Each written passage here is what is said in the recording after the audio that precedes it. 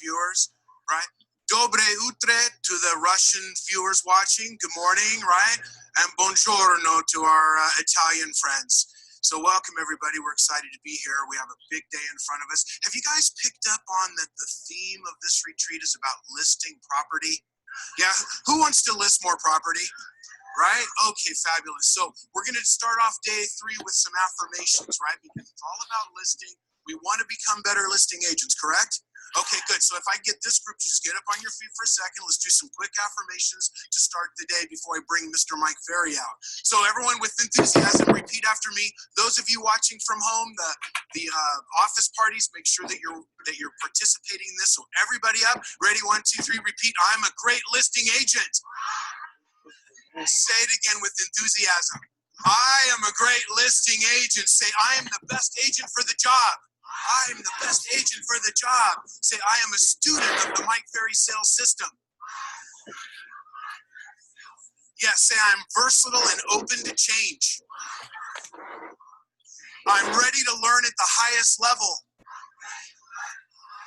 All right, and then after on 3, we're going to say Mike Ferry. Ready? 1, 2, 3. Mike Ferry. Let's bring him out, everybody. Mr. Mike Ferry. Enjoy day 3.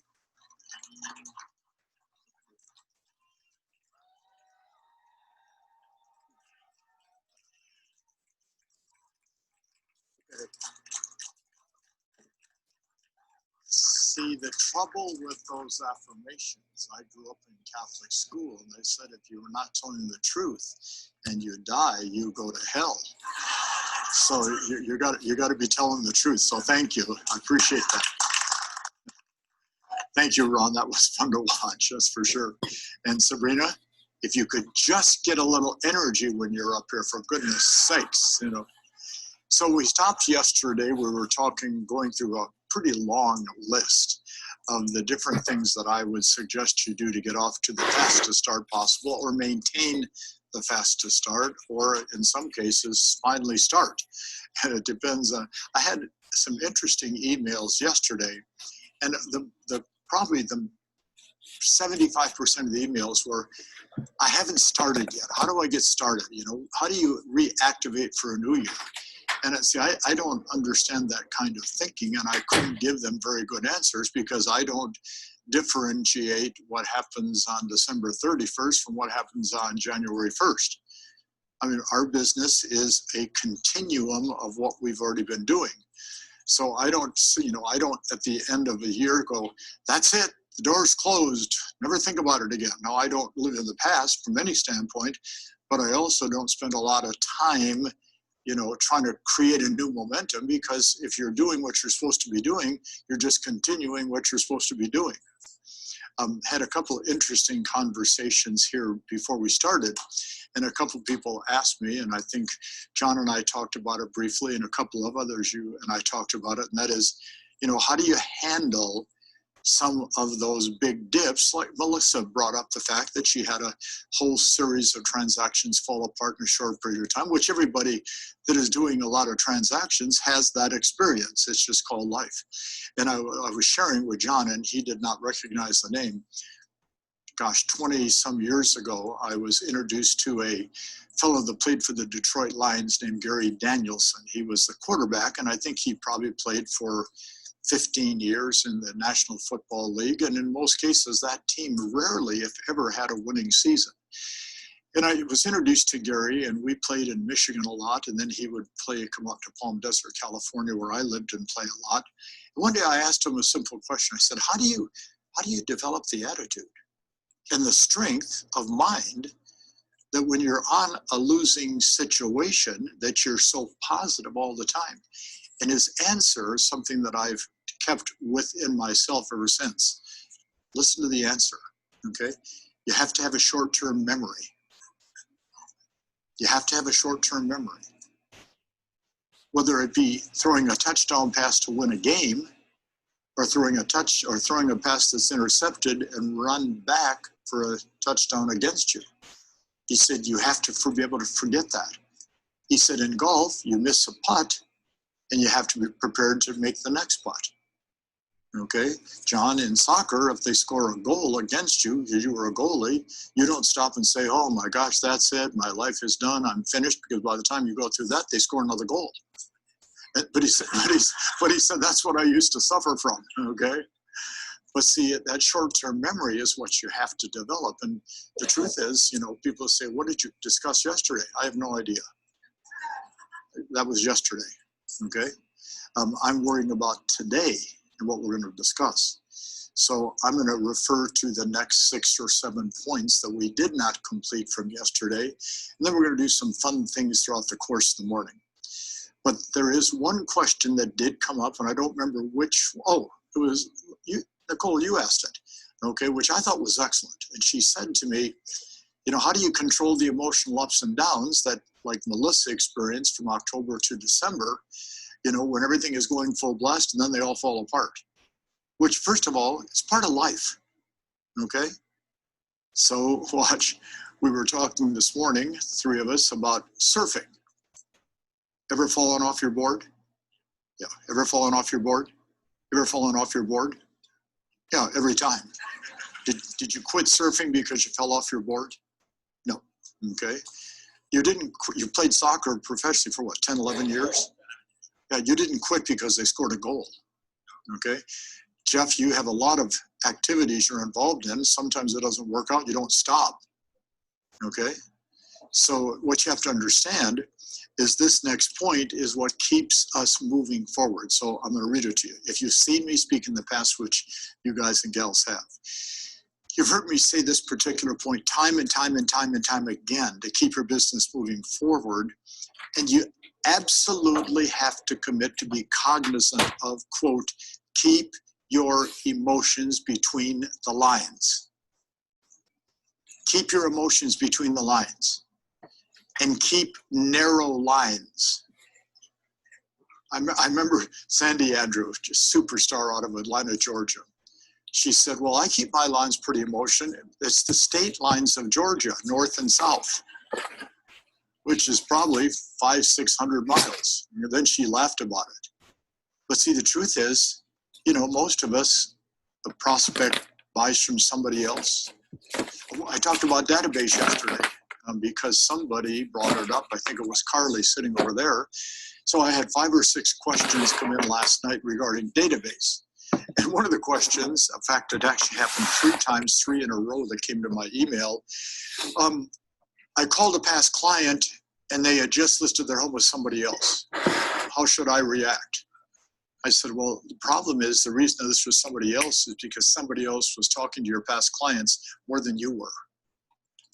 Now, none of them wrote back and said, you're right.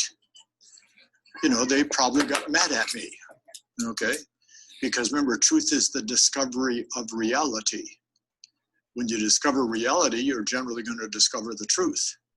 So I used to always in the seminar say, if you want to discover the truth, when we're done today and you go back to the hotel, because most of you are staying at the Wynn, go into your room, turn all the lights on, lock the door, take all your clothes off and stand in front of the mirror. Because that is called reality. And of course, you say, I would never do that. I know. Because we know what you look like clothed, okay? And that's called reality. So you have to get over this emotional response and reaction to everything that happens in real estate. It makes no sense because emotions burn up your energy so fast. So you have to keep your emotions between the lines. So I used to in the seminar say, draw a line 3 inches long, drop down a 1/2 inch, draw a line parallel, and then write the word emotions, and that's where you need to keep your emotions. But then the second part of this point is keep the drama out of the transaction. I will never forget this experience. San Diego, California, doing a 4-day workshop down in La Jolla. And a lady in the audience who is a very prominent realtor, at the break, I'm standing talking to her and she said, I have to make a quick phone call. I said, well, go ahead. So I'm standing there and she dials this number and whoever answers, she goes, listen, I know there's this problem and I've taken care of it and everything's going to be okay. I don't want you to be concerned. I'm on top of it. I mean, I don't even want you to give it another thought. I mean, you are covered 100%. I am the person to take care of this whole situation. Thank you. And she hung up. I said, what was the problem? She goes, there wasn't one, but I thought if I made up something like that to the seller, they would think that I'm doing my job better.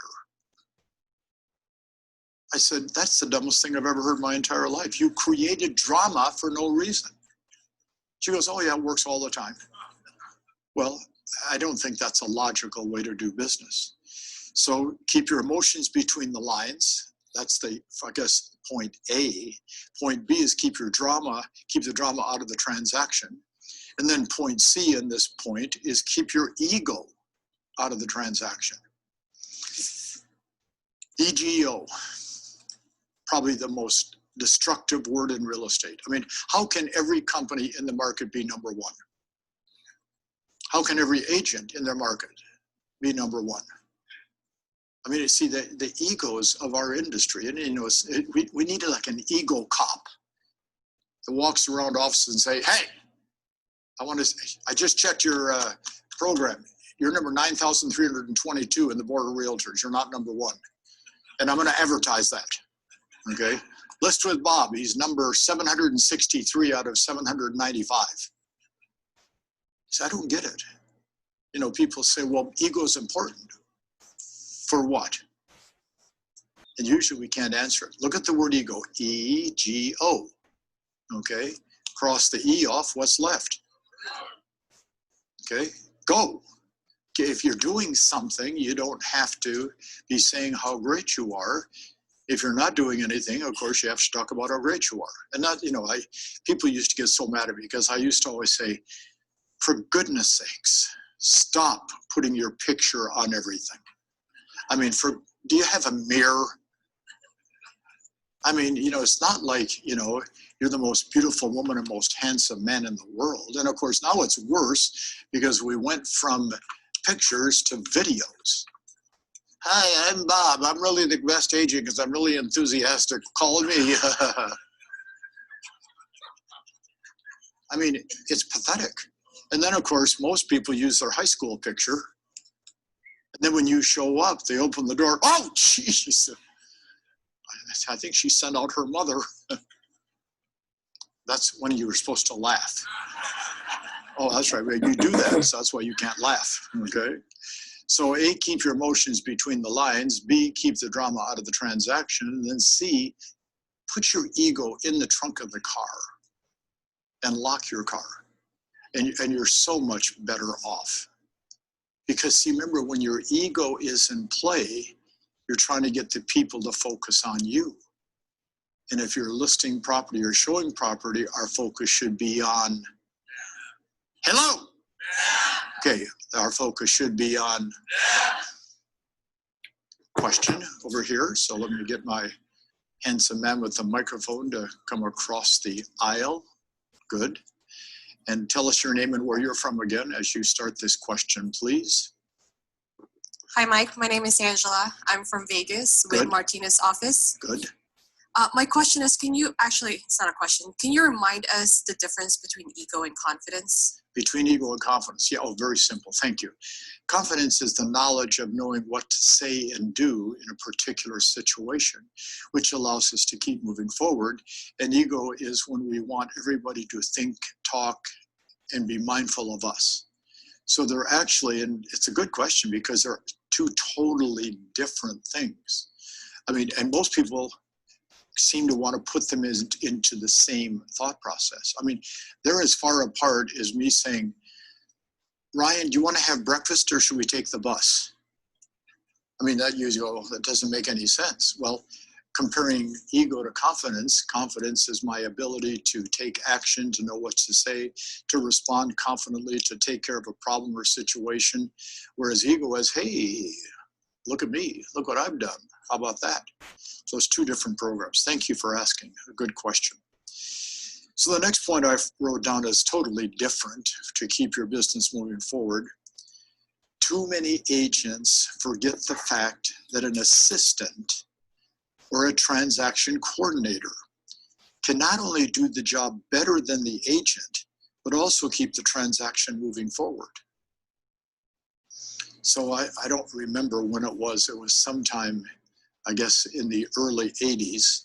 First American Title Company, which is one of the probably first or second largest title company in North America, had invited me to do a seminar up in the San Fernando Valley in Los Angeles. And we had, I think, 30 or 40 prominent real estate brokers, and I was very honored to be able to speak to them. So I said to the brokers, let's get real. Let's talk about what is your biggest problem in running a real estate office. This was probably like 1985.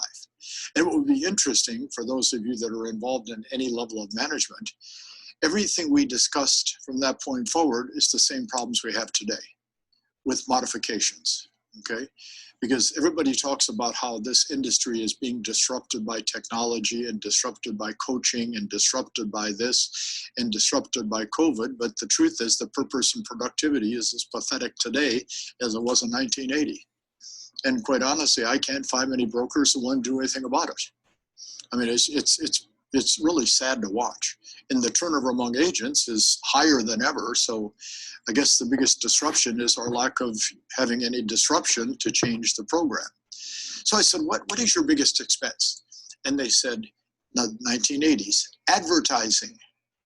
Meaning, well, you know, we all run ads in newspapers and magazines and, you know, you like the Los Angeles Times, and said, okay, so what is your cost of advertising? And they, you know, they threw out figures, you know, $4,000, $10,000, $15,000 a month. And some of you are going to say, well, that's ridiculous. You're spending it on Zillow leads. Same thing. You're doing it as an agent that the broker would do in advertising to get leads for you. So it really hasn't changed much. So I said, who handles the calls when they come in? And they said, well, the person that takes the floor schedule, the uptime.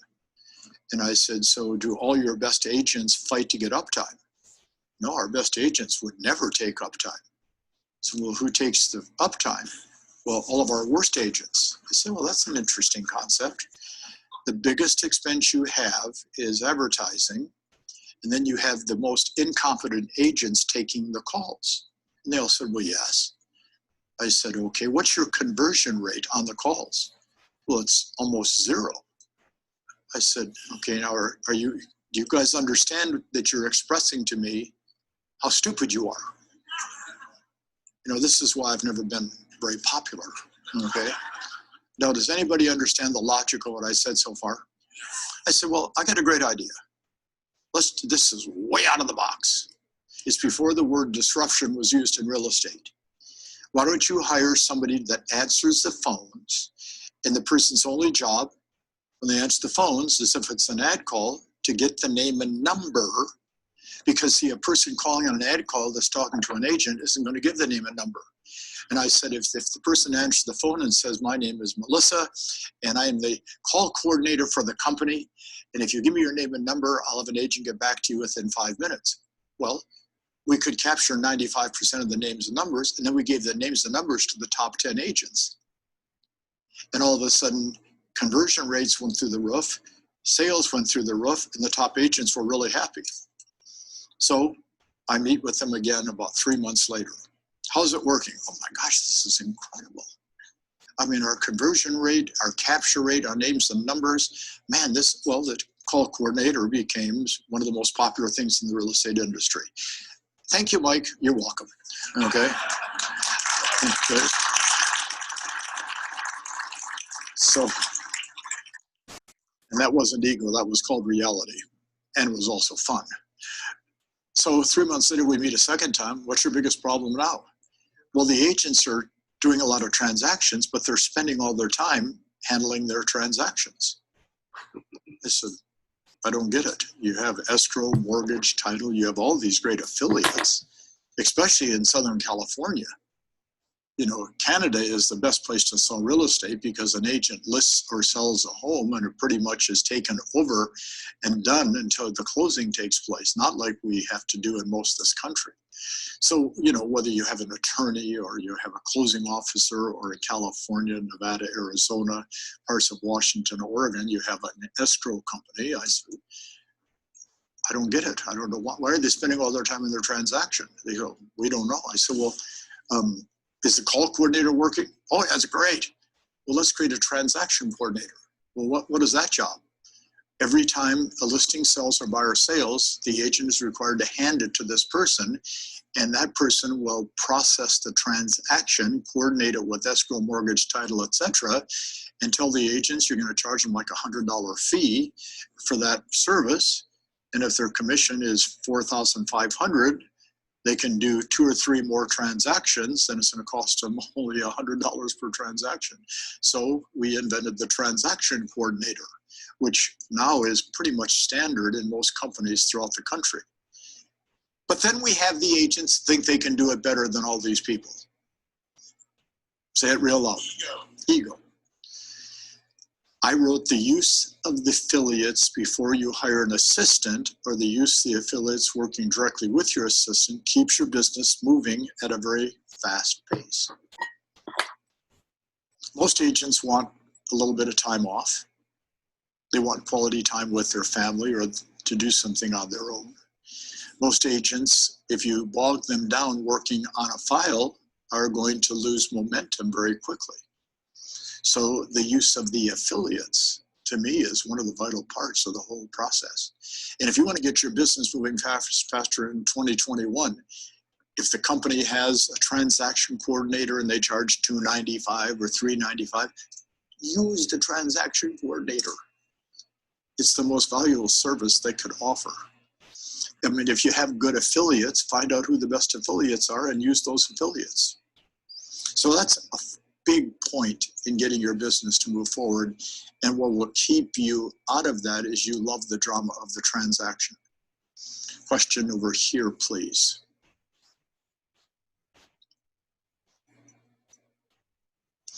Yes, ma'am. Hi, Mike. Thank you for this point. We do have assistants and people to help us and back us up, and I agree that it's important to utilize them.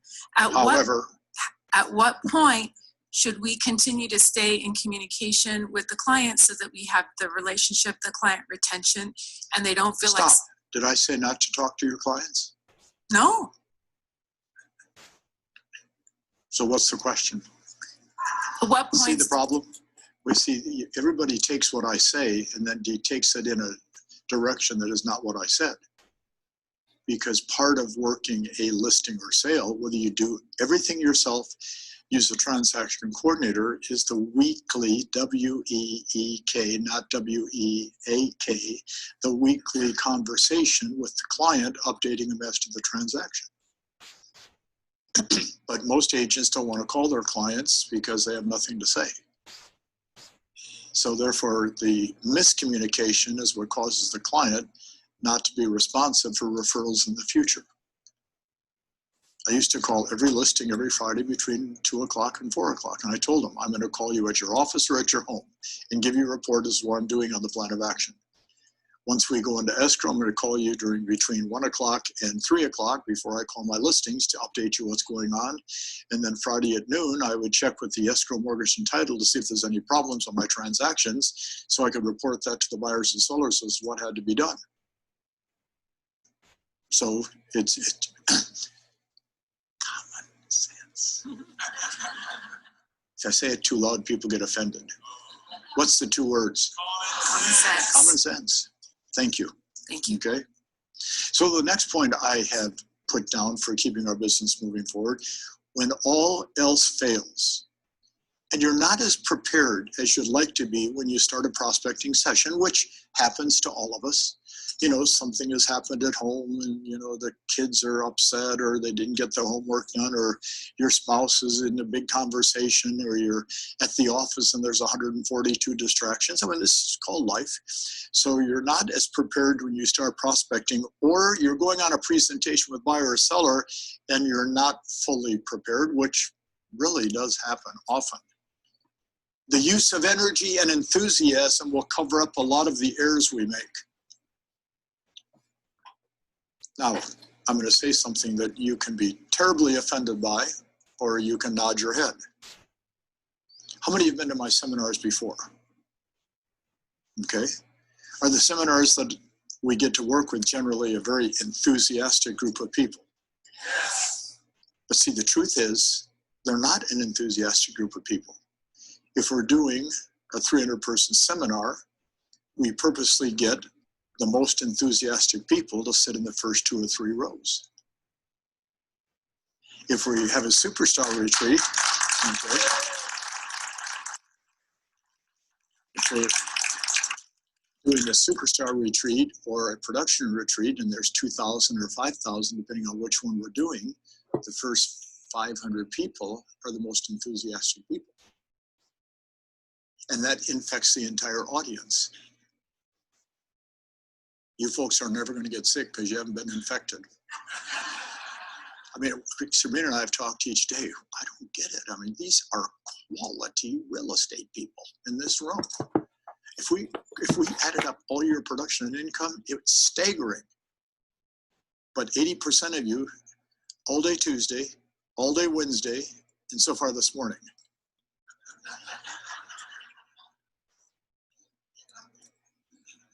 And that's when you're excited. I keep referring to Ramona and that big smile, which, Ramona, I think I'm going to sit you right here for the rest of the seminar, okay? But facing them so they can see that smile, okay? Because if you go on a listing presentation, I'm really excited to be here tonight. I'm one of the top agents in my marketplace. Everything I touch sells. It's going to really be important that we get a price that's fair and we start this marketing. So what do you think? They're going to think, I wonder if they're alive.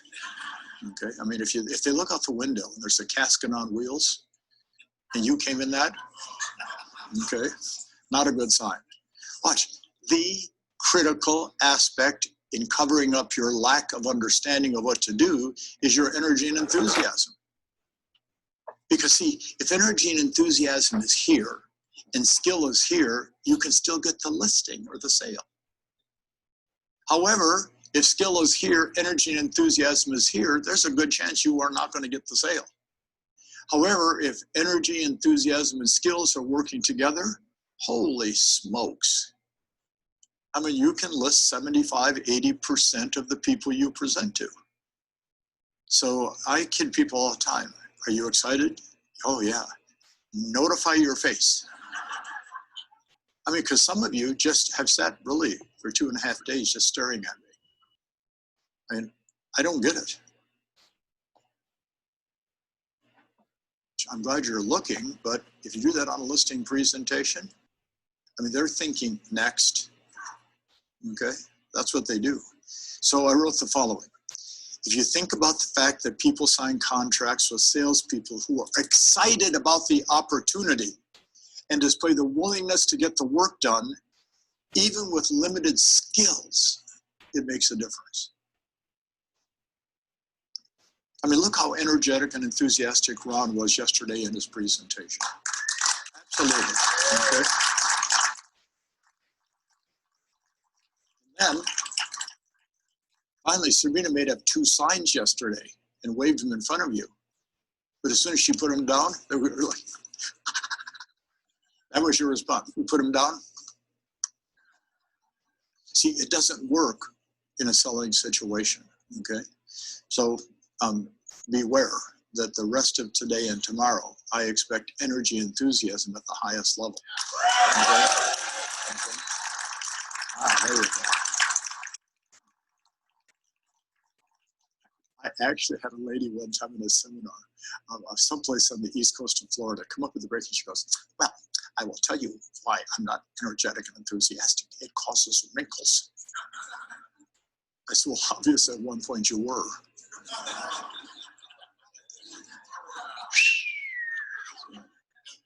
That's another one of those points where you would think about laughing, okay? So can energy and enthusiasm make a difference in a presentation? Yes or no?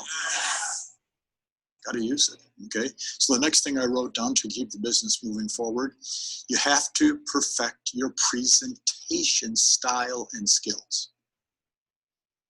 You're an actor, you're an actress, okay, so watch. 4 personality styles. Driver personality, in control, makes decisions quick, non-emotional. Okay, analytical personality, loves details, loves perfection. Once they start talking, you can never shut them up because they got a load of information in their head. Expressive, all you have to do is look at them. Ah! oh God, oh my God. And, you know, I mean, they're so much fun to be around, but they wear people out. And then the amiable personality who's truly has the desire to make everybody feel good, be comfortable, they're great team players, etc. How many of you, be honest, are analytical? Raise your hands. Come on, get your hands up. See, some of you are trying to decide, which makes you analytical. Okay, so keep your hands up for a minute. So we got 1, 2, 3, 4, 5, 6, 7, 8, 9, 10, 11, 12, 13, 14, 15, 16, 17, 18 out of 50. We got the wrong audience. Okay. Because analyticals are very non-responsive by nature because you're computing everything that comes in. And I have high respect for that because my sons, Matt, Tom, and Pat, and my wife, Sabrina, are all quadruple analyticals. And if you know them, they all show a lot of energy and enthusiasm. Sabrina, naturally, Matt, Tom, and Pat, because they watched me speak for 30 years, and I try to say and emphasize. So, okay. First name is a little unusual. Yes. Oh, Jack, but the last name is a little unusual. To say the last name out loud. Winfeld, okay? Stand up just one sec.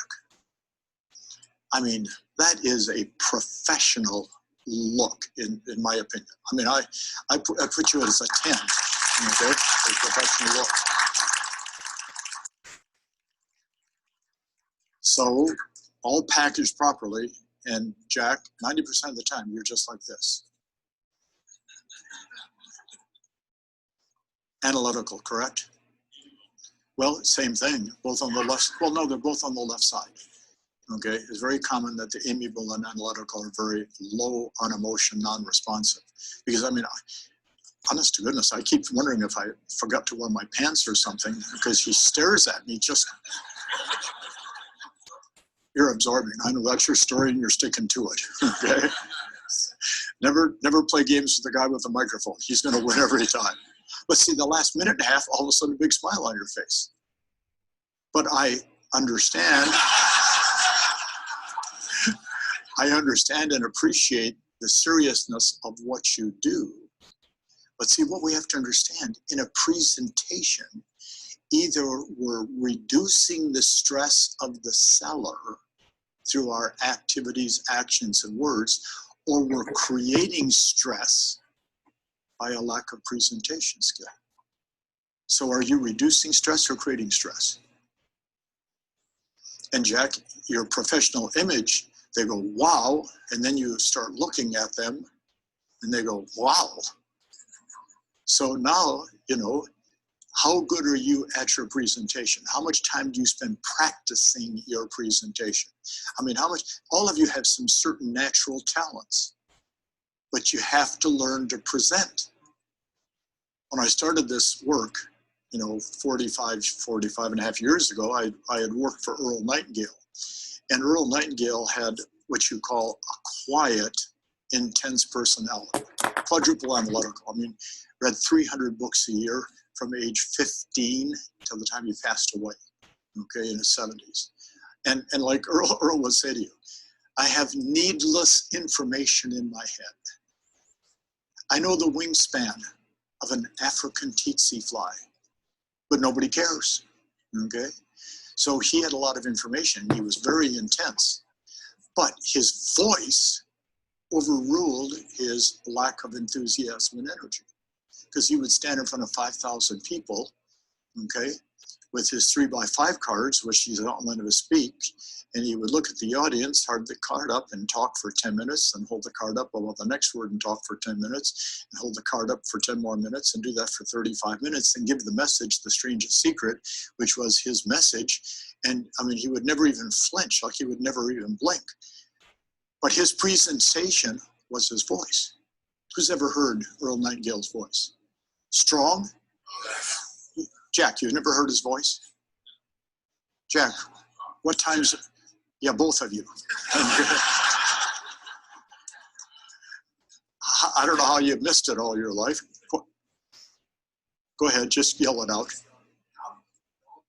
He didn't develop it, he was born with it. Yeah, or you know, and some people have a natural voice that is dramatic. And Earl Nightingale, I mean, who was the guy that was married to Elizabeth Taylor, the famous actor Richard Burton? I mean, I met he and Elizabeth Taylor because I was a waiter at Disneyland at the Pavilion Restaurant, and Walt came in one morning and called us all together and said, today, Elizabeth Taylor and Richard Burton are coming for lunch. And of course, there's 5 young guys, we're all 17, we're going, oh boy. And he said, I want you to be enthusiastic and I want you to look them in the eye, and you have to call them Richard and Elizabeth, because in Disneyland, everybody is called by first name only. So they sat down. I didn't even see her face.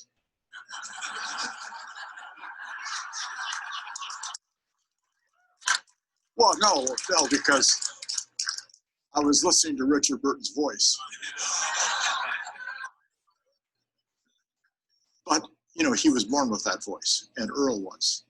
But then you look at a great actor or actress that many times doesn't have a great voice, but their presentation, the camera comes on, it's showtime, okay? And Mike Vance and Gunther Klaus worked with me on how are you going to behave on the stage? That was really what we worked on all the time. Because these two guys were, I think, two of the best ever at presenting to an audience. And I mean, in the 70s and 80s, they were getting paid $20, $30, $40,000 for a 30, 40-minute talk to an audience. I mean, it was incredible. So watch. When the door opens up on a listing presentation, the camera comes on and the crew is there, virtually watching every move you make. That's called the listing presentation. So you're going to have to decide, and it's everything from, the clothes you wear to the smile on your face, the firmness of your handshake, are your shoes shined, is your makeup on, what are you presenting? And I know we all think that we're great at it, but quite honestly, it's about 1% of the agents that have the natural talent, probably 10% that develop the skill, and then there's the rest of us, okay? But like in Ramon's case, your smile is such an engaging smile. I've seen him at events for years, and every time I see him and he smiles, I always walk over. It's like Sabrina. She draws you right in with the smile, okay? So there's all sorts of parts to the presentation. Some of you remember I did several years ago 1 full day just on how to develop the qualities of a great presenter at our Superstar Retreat. So if you were there, pull those notes out and work on it, because it is the difference. But the biggest thing on the presentation is removing your ego, because most of us probably aren't quite as good as we think we are, okay? So I put down your ability to present in a distinct and professional manner makes all the difference in the world to the prospect and to their ability to make a quick decision. This includes being direct with the questions you ask, telling the prospect the truth, and not being afraid to confront them. And you can't be afraid to confront them. Well, Mike, we're not going to list our home for 1 penny less than $975,000. I can appreciate that. I'm just wondering who you should be listing with, because it's not going to be me. May I tell you why? Well, why not? Because it's worth $750, as we've discussed. And unless you're planning on listing it for 4 years, which probably would then make it saleable, I think we have nothing else to talk about, do we? Well, we'd like you to list it. Well, I'm not going to, so what do you want to do? And see, that's that moment of truth that most of us go, I don't want ha ha ha ha. I mean, I don't ha ha ha ha. I'm not going to take your listing, Ryan. Okay, thank you. Pick up your stuff and leave. I walked in the office one Saturday morning. I'll never forget it. I came in like at 9:30 for something, and there's a guy at his desk, and he's got a couple, a husband and wife, standing up in front of him, and they're a potential buyer, and they're yelling and screaming and pointing their finger. And I stood back and watched it for about 1.5 minutes, and I thought, what is this kid doing to himself? They're just beating him unmercifully. I just walked in between them, and I said, folks, get out of the office. What? I said, get out. You get out now. And they left. And then the guy says to me, I can't believe you did that. I said, I can't believe you let them beat you up. Well, they might have bought. I might have. I don't remember seeing the word might have in the dictionary. Okay? Got to tell the truth sometimes. Point number 31 in my notes, and it'll be in the notes to all the viewers that are watching. Since the transaction that is going to go a little sideways can often distract us from our presentation and take us off track. Developing the attitude, I'm not attached to the outcome, is probably the most important attitude you can develop. You know, I'm not attached to the outcome. I don't remember who it was. I guess it was Earl Nightingale. You know, show up, pay attention, tell the truth, don't be attached to the outcome. And he kind of beat that into our heads. You know, there's 4 basic rules. I mean, there's so many wonderful authors that write little things about the 4 rules on life. And that wonderful author, I can't remember who is or something like that, that wrote that wonderful book. But Earl Nightingale's thought was show up on a listing presentation, physically, mentally, and emotionally be present. Is that a good idea, yes or no? And then pay attention to those people you're talking to. And I mean, you look them right in the eye. And then, of course, tell them the truth. Do they always want to hear the truth on a listing presentation? You know, and of course, again, Earl taught me truth is the discovery of reality. And then he said, if you show up, pay attention, tell the truth, then don't be attached to the outcome. He said, not everybody's going to accept what you have to say. And it's so interesting to watch most of my competitors try to create a message so 100% of the audience goes, oh God, that was so great. Quite honestly, 99% of the time when I speak, 50% of the audience is a long-time customer that accepts what I have to say. And then 50% is new. Next Tuesday, I'm doing a little half-day event for 90 people in Florida, okay? And only, I think, maybe 2 of the 90 have ever seen me speak. And they want me to do a seminar on how to list real estate, okay? And I've already said to myself, 80% of them are not going to pay any attention. And I'm going to actually try to be nice. You know how hard that is sometimes for me. I mean, you know, I'm going to have to really slow down and keep them smiling, and I'm going to refer to a non-responsive audience and what's up. I'm trying. But you see, you're going to present to people that don't believe what you say. In fact, that's usually the biggest challenge, that aren't impressed with your style, are wondering why you're not more excited, and your skills are a little shaky because they're not accepting what you have to say as quickly, and you're going to leave without the listing. It's called life. Because if you walk out and say, oh my gosh, I can't believe I didn't get it, and then you remember that there's one listing presentation made in the car on the way to the house, a separate one made at the house, and a third one in the car on the way home, which is the one you should have made at the house. And that's why you don't get the listing. So you hold up a little sign in your car as you're driving away. Don't be attached to the outcome. You know, Sabrina will often say to me, you know, some of those people didn't like you.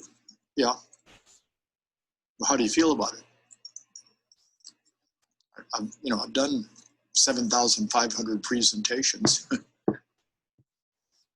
I did a seminar in the Valley, in Los Angeles, for the Board of Realtors. It was 9 to noon. I did the first hour and 15 minutes. We took a break. I come back. There were 400 people in the room. I come back, 4 people. I said to the 4, I guess the rest of them didn't like the message. Okay. But then I did a program up in Fresno, California, and they had a little problem with their attendance. They had 5 people show up with 150 chairs in the room. And I sold all 5 of them $1,000 worth of cassettes. So you never know who the seller is going to be or what the receiver is going to be. But if you're attached to the outcome, you'll do things you wish you didn't do. point number next, if you really want to make this thing happen a lot faster, embrace repetitious boredom. Embrace repetitious boredom. People say to me, people say to me, how do you stay excited all the time about what you're doing? Okay, everybody look up here. It's my job. Period. And that's how I look at it.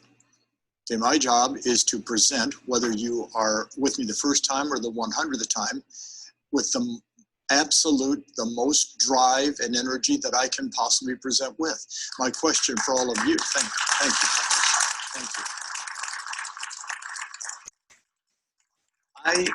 I suspect that my friend, I always refer to Ali, probably in this room, you've been a client the longest.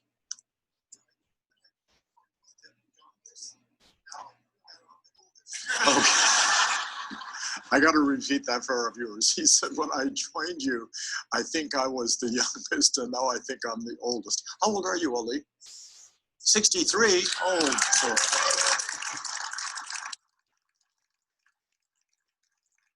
I got kids your age, okay?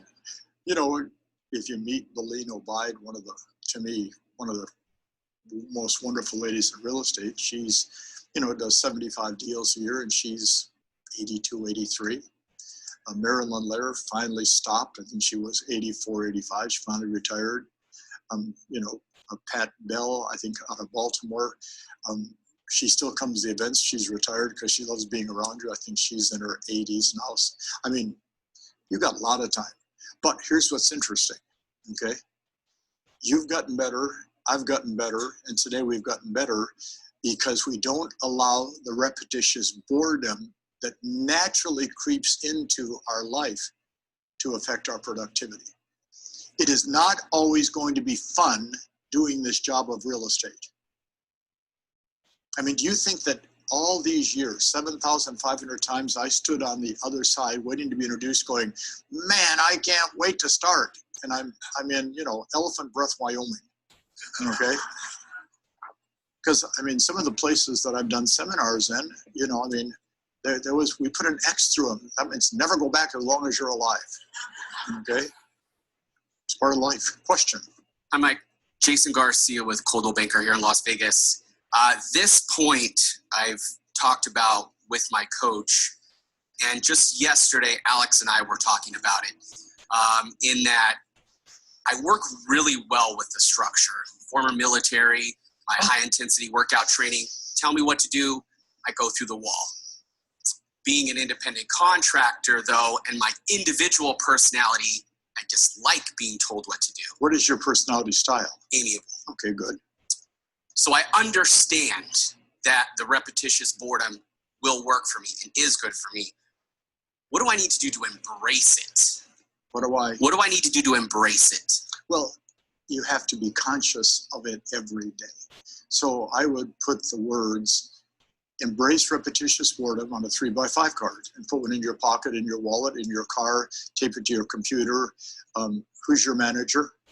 My manager is, well, Bob Hamrick's the broker. Yeah, and he is terrific. So give a copy to Bob, give a copy to the people in the office, and so every time you see me, hold the card up.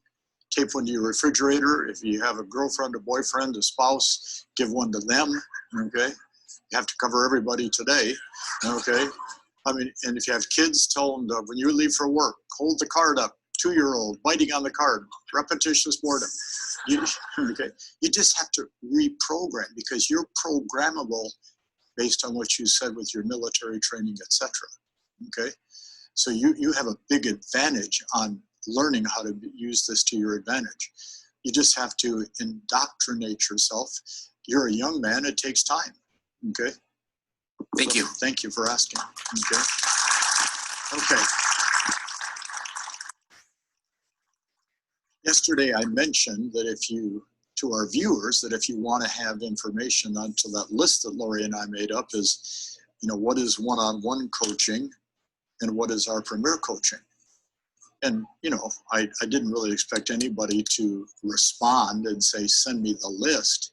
And last evening between, say, 8 o'clock, or excuse me, yesterday between when we quit at 1:30 or so and about 8 o'clock, I think we had 37 people say, send me the list about what your coaching is all about.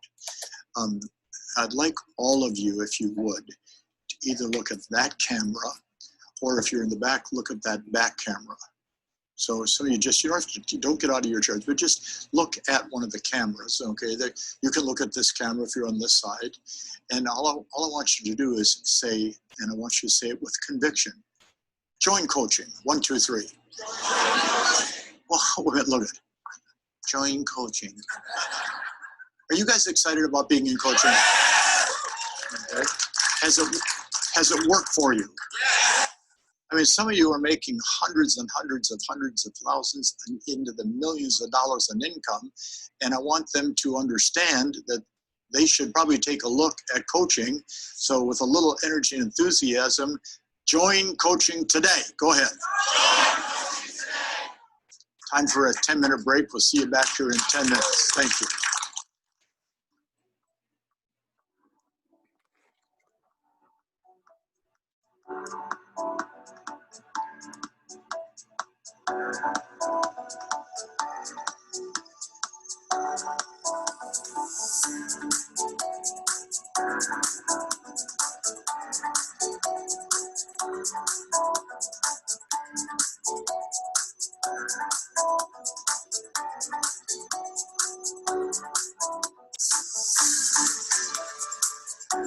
He said they would often just say to him, it doesn't matter what you say, just you're so excited, we're going to give you the listing. And then, of course, then I said to him, you know, Karen Bernardi's greatest strength was her energy and enthusiasm. And she admitted to me about 5, 6 years ago that the first 15 years we worked together, she had no clue how to sell remote. All it was the energy and enthusiasm. So my hat's off to all of you, or both of you in the room that are that way. So we're lucky. Yesterday we had my great son-in-law, Ron Cronin, present to you. And, you know, I have, let's see, Matt, Tom, Pat, Ron, and then we have Colin Hart married to Reagan. Do I have more son-in-laws? I think it's just that group. But then I have an adopted son that I have enjoyed a really great relationship with for, I don't know, 15 or 20 years or more. And we talk all the time, and not about the real estate business, about life and what's happening in life. So I would like to bring up on the stage to share some great thoughts with you, my adopted son, Mr. Ira Nadich, if you would. Ira. Thank you. Thanks. All right, let's get started. Let's get started. Thanks so much. I appreciate that. Attitude, approach, and expectation. Attitude, approach, and expectation. How many times have we heard Mike give us those 3 simple words? Simple, but very, very complex. You know, Mike reminds us all the time that we have to have a great attitude. We've got to have a great attitude. We've got to have high expectations for everything that we do. And we've got to have a strong professional approach to our real estate business. How are your attitude, approach, and expectation? So now for the next hour or so, let's take those same 3 words and apply them to our past clients and centers of influence, and how we deal with our past clients and centers of influence. Because that's the key to our success in virtually everything we do throughout our real estate career. With respect to your database, which of course is made up, the word database is made up of your past clients and centers of influence, is your attitude as positive as it should be? Now, I know that some of you out there aren't calling your past clients and centers of influence at all, okay? You're just not calling them. You do other things. I can't call them. Who do I call? There's no expireds. There's no FSBOs. Who should I call? Okay, your database. That's exactly right. Okay, you're just not acknowledging them or even putting them on your database. And for those names that are on your database, are you calling them quarterly? Or those that are referring business to you all the time or could refer business to you all the time? Are you calling them monthly? Is your approach to making those calls on a daily basis and not skipping names? And are you sending them something, hard copy 4 times a year? All it needs to be is a note or a postcard, just a simple note or a postcard. And the postcard's got to have value. Don't be sending out a postcard that has a picture of a dog and a doghouse that says, Fido needs a new home. Do you need one too? You know, that just doesn't have any value. That just doesn't have any value. We want to bring value to what we do. Are your expectations flying high, knowing that your database could, and in fact should, be providing you with a 10% rate of return? And they will list with you if you provide them with the courtesy and respect that they deserve. The courtesy and respect that they deserve. So let's think about this for a minute. As you remember the 10% rule, let's say you have 250 people in your database. That's all, just 250. You should be getting 25 deals a year just from that group.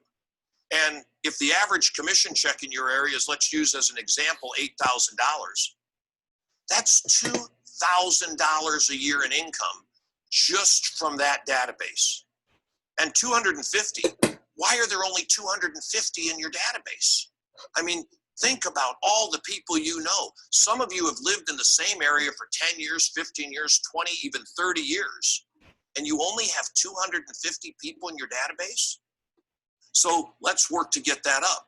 What if you had, instead of 250, 500? And Mike teaches us that we should really have a minimum of 500 in our database. That same $8,000 example now isn't 200,000, but it's $400,000 a year. And that's real money no matter where you live. That's real money no matter where you live. So who would like to have at least 50 transactions per year just from their database? Yeah, just everybody. Just everybody. So what's stopping you? What's stopping you? You know, as Mike's taught us, if you're not there yet, work to get to 500 within the next 18 months. Work to get to 500 in the next 18 months. Now, if you're already there or almost there, let's start working to get to 1,000 in your database. Because if you've got 1,000 using that same $8,000 example, now you're at $800,000 just from the database. And that's something achievable for every single one of us. Now, the key to working your database is human contact. Human contact. Email campaigns are not human contact. Now, I know that Mike mentioned on Monday that it's okay to be sending out emails. And it is. But that's in addition to the human contact, not instead of the human contact. That's in addition to your 4 hard copy mailings, not instead of the 4 hard copy mailings. You know, when you send email, and this has been studied time and time again, only about 3% of emails nationwide are ever opened. I mean, my wife, she's got over 1,000 unopened emails on her database, on her email account. And I say, Sue, either delete your emails or read them. She says, you worry about your emails and I'll worry about mine. Well, there you have it. Okay? And what if my wife is on your database? It's not getting read. I am glad she's not on this stream. Okay? So the key to working our database is human contact. Okay? Human contact. Now, for the past year or so, we've had some difficult times, all of us. I mean, we've got the coronavirus, COVID-19. That's something new to all of us in our lifetime. And today's a perfect example of that. It's about 50 of us in the room, and everybody else is watching it during a live stream. And we're glad that everybody's participating at the rate that they are. But a year ago, there would have been 2,000 of us sitting together, you know, where today there's the 50, okay? So people say, who do I call? Who do I call? With COVID, I can't make any calls. You know, inventory around all of North America remains low. And as such, there's very, very few expireds to call because homes are selling. For sale by owners, they've got this idea in their head that they can sell their homes all by themselves. And in many cases, they do. So I've got coaching clients that say, but Ira, who should I call? There's no expireds and there's no FSBOs. Well, first of all, listen to Mike. Listen to Mike. It's that simple. He's been telling us, he's even been pleading with us to grow our databases and call them often. That's your gold mine. That's your absolute gold mine. So what stops you? What stops you from calling? Why is it so difficult? Well, it goes back to our attitude, our approach, and our expectation as it deals with our database. Now, with the importance for all of us to be paying more attention to the database, Coach Gailey Weinberg sent Mike a great list of thoughts, and Mike asked me to share some of those with you today. So that's what I'm going to do. So what I'd like you to do is take a clean sheet of paper, and on the top of it put, my database is my gold mine. My database is my gold mine. Point number one. The database should be split into two sections, your A clients and your B clients. We're dividing the database into two parts, our A clients and our B clients. The A clients are those who have referred multiple clients to you or have bought or sold multiple times with you themselves. They've either bought or sold with you multiple times themselves, or they've referred to you multiple times. And those by virtue of their profession could be referring business to you on a regular basis. Those that by virtue of their profession could be referring business to you on a regular basis. For example, if you've got a CPA on your database, CPAs, people talk to them all the time about whether they should or shouldn't purchase homes based on the tax ramifications of selling homes. They know when people are getting ready to move. If you've got CPAs on your schedule, they should be on your A list. Your financial advisor. People talk to their financial advisor. Do I have enough money? How much can I afford to take out? What are the ramifications of me taking money out of my account? They know when people are going to buy or sell homes. So if you've got financial advisors, they should be on your A list. Divorce attorneys and probate or estate attorneys. You know, even during COVID, people are getting married, people are getting divorced. As they get locked into their homes for X number of months on end, divorces may be going up. That means home sales for us. Yay, divorces. I'm joking. Okay? There's the probates. People die. And when people die, an estate has to sell a home. So if there's divorce attorneys or probate attorneys, they should be on your A list.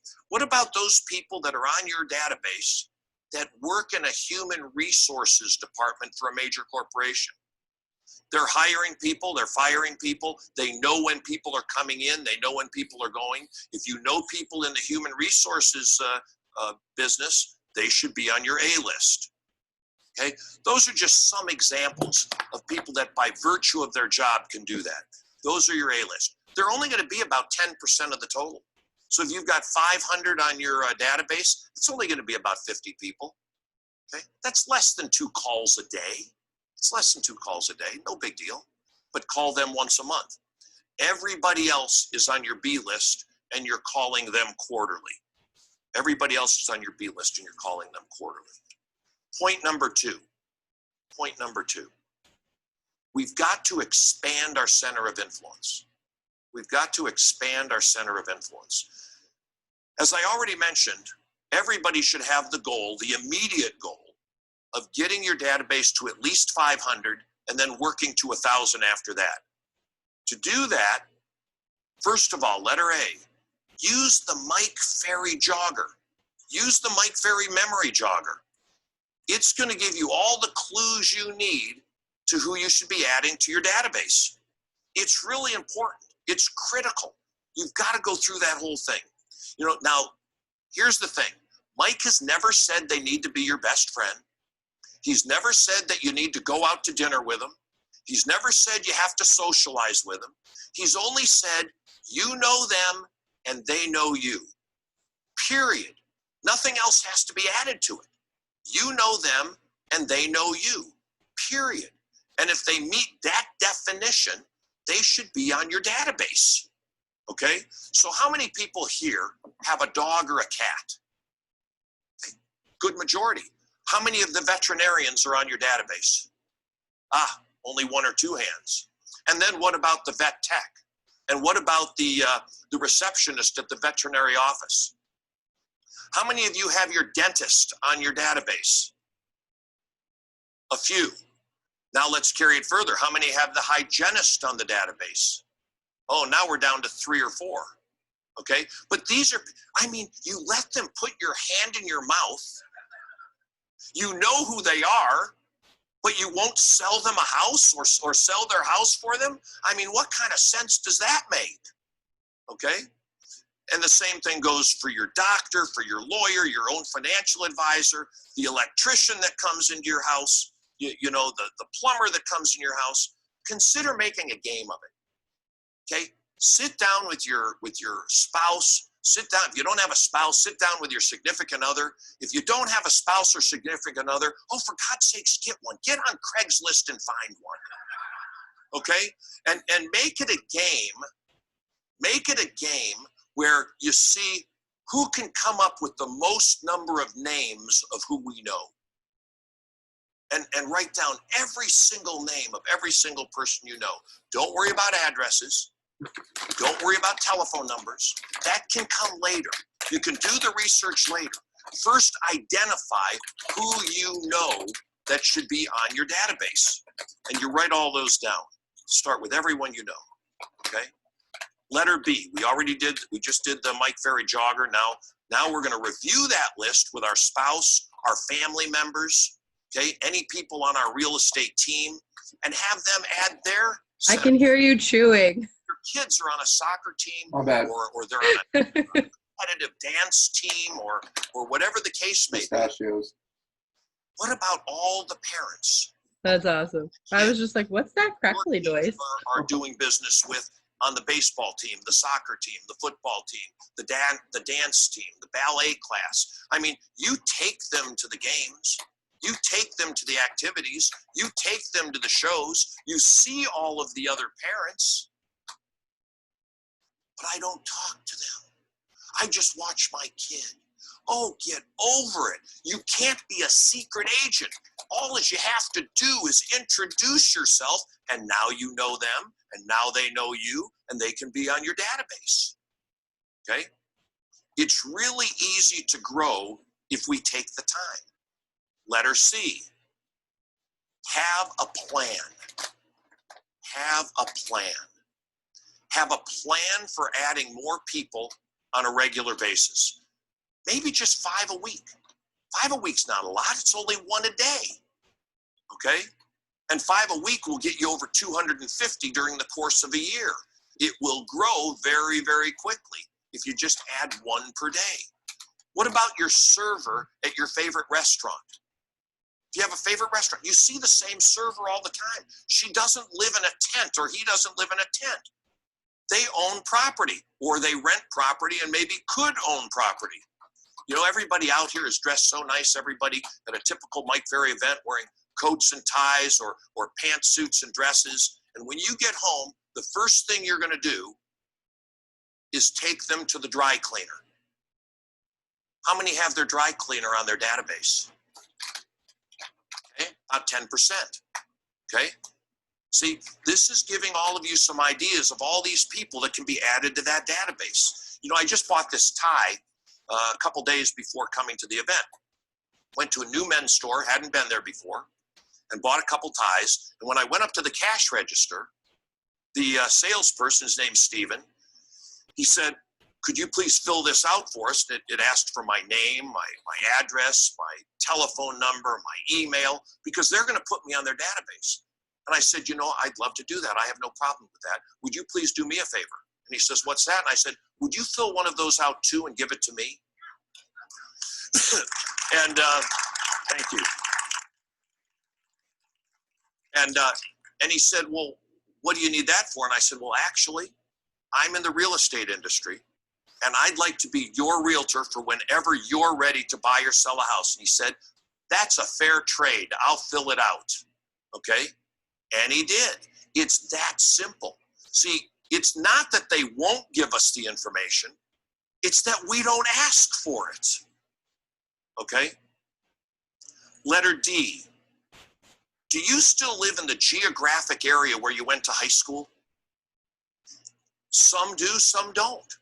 But if you do live in the geographic area where you went to high school, it doesn't matter whether it was 5 years ago for some of you or 50 years ago for some of us. Pull out your high school yearbook.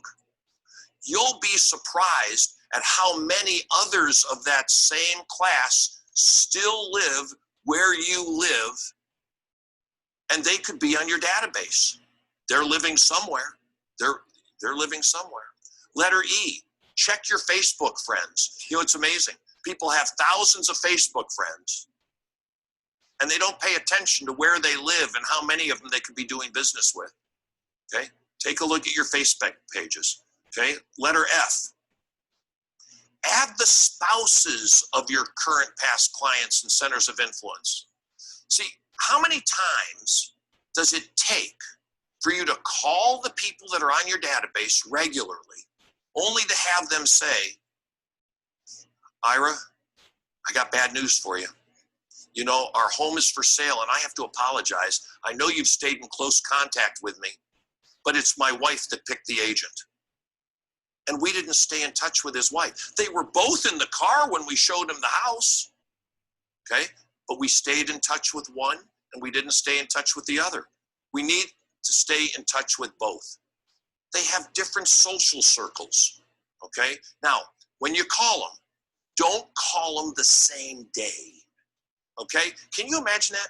They're both sitting on the couch watching a movie, and you call him and he answers the phone and you have a great conversation and you use the Mike Ferry script verbatim and you ask him how everybody's doing and so you hang up the phone and his wife says, well, who was that? He said, well, it was our realtor, Jeff. And he said, well, isn't that? And before she says another word, her phone starts ringing. You know, it's kind of weird.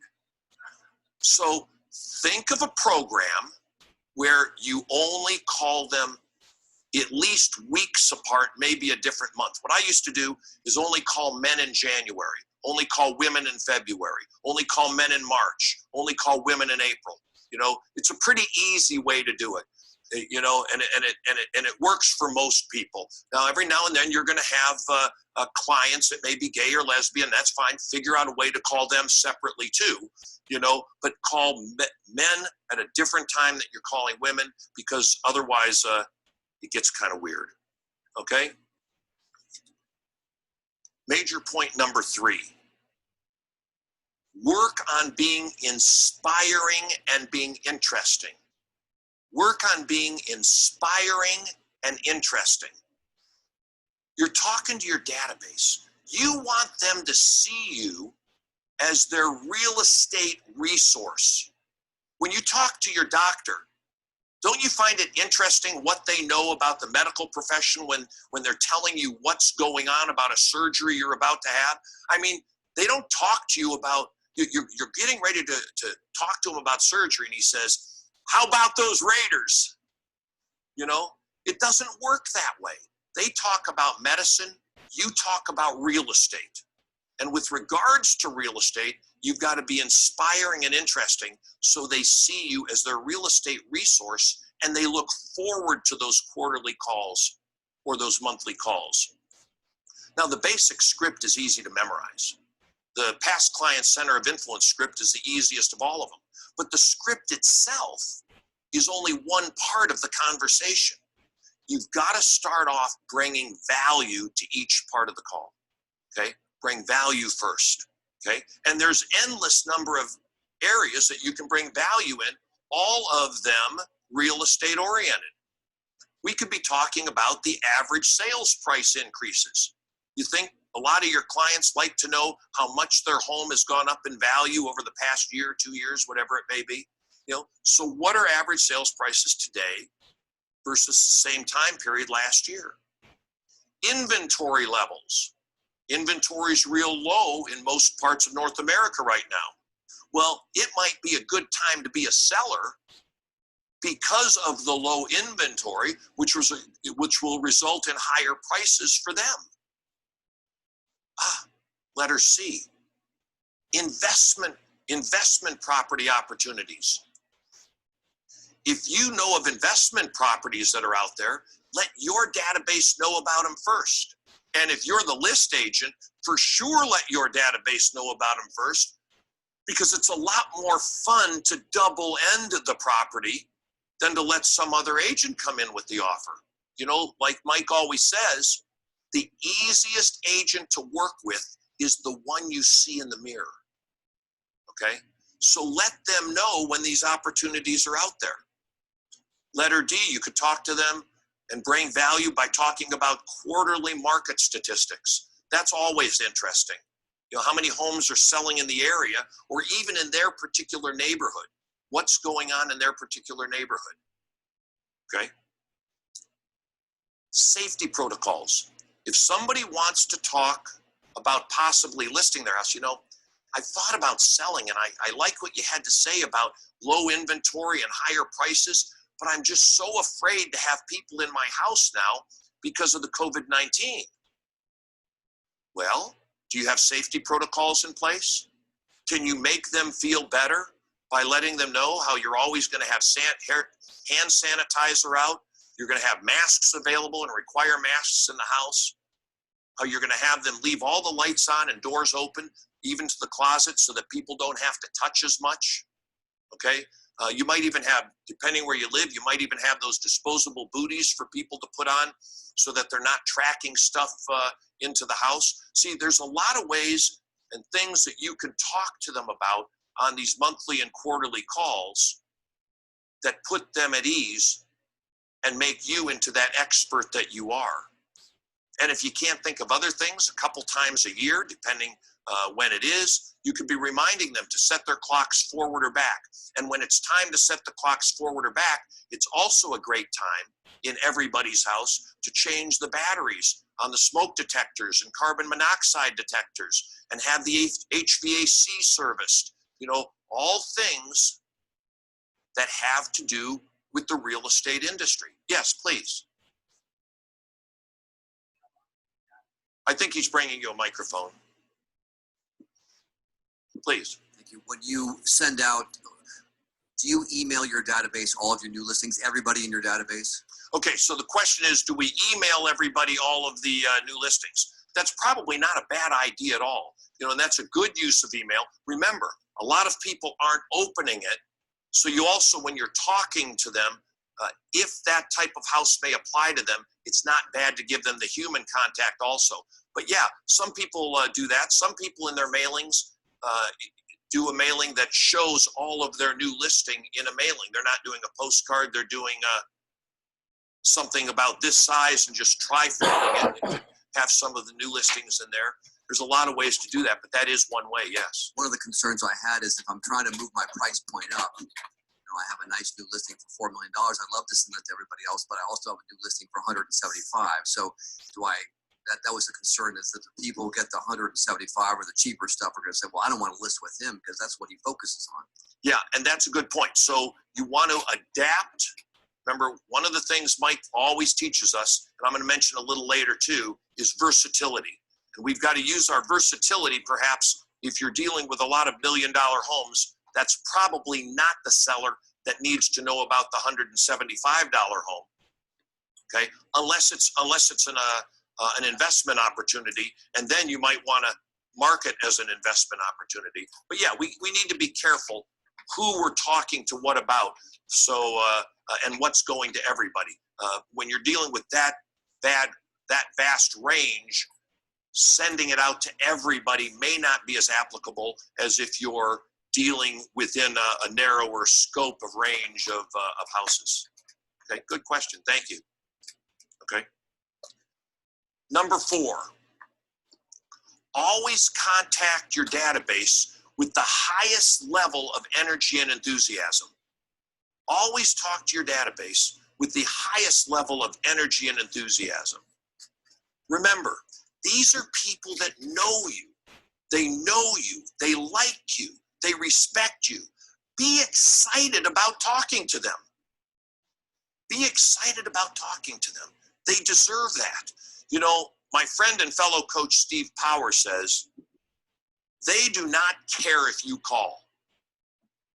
And they don't care if you do call. So you may as well call. Okay? Okay? They're not sitting there at home. You know, you come home from work and the first thing your wife says is, no, didn't happen today.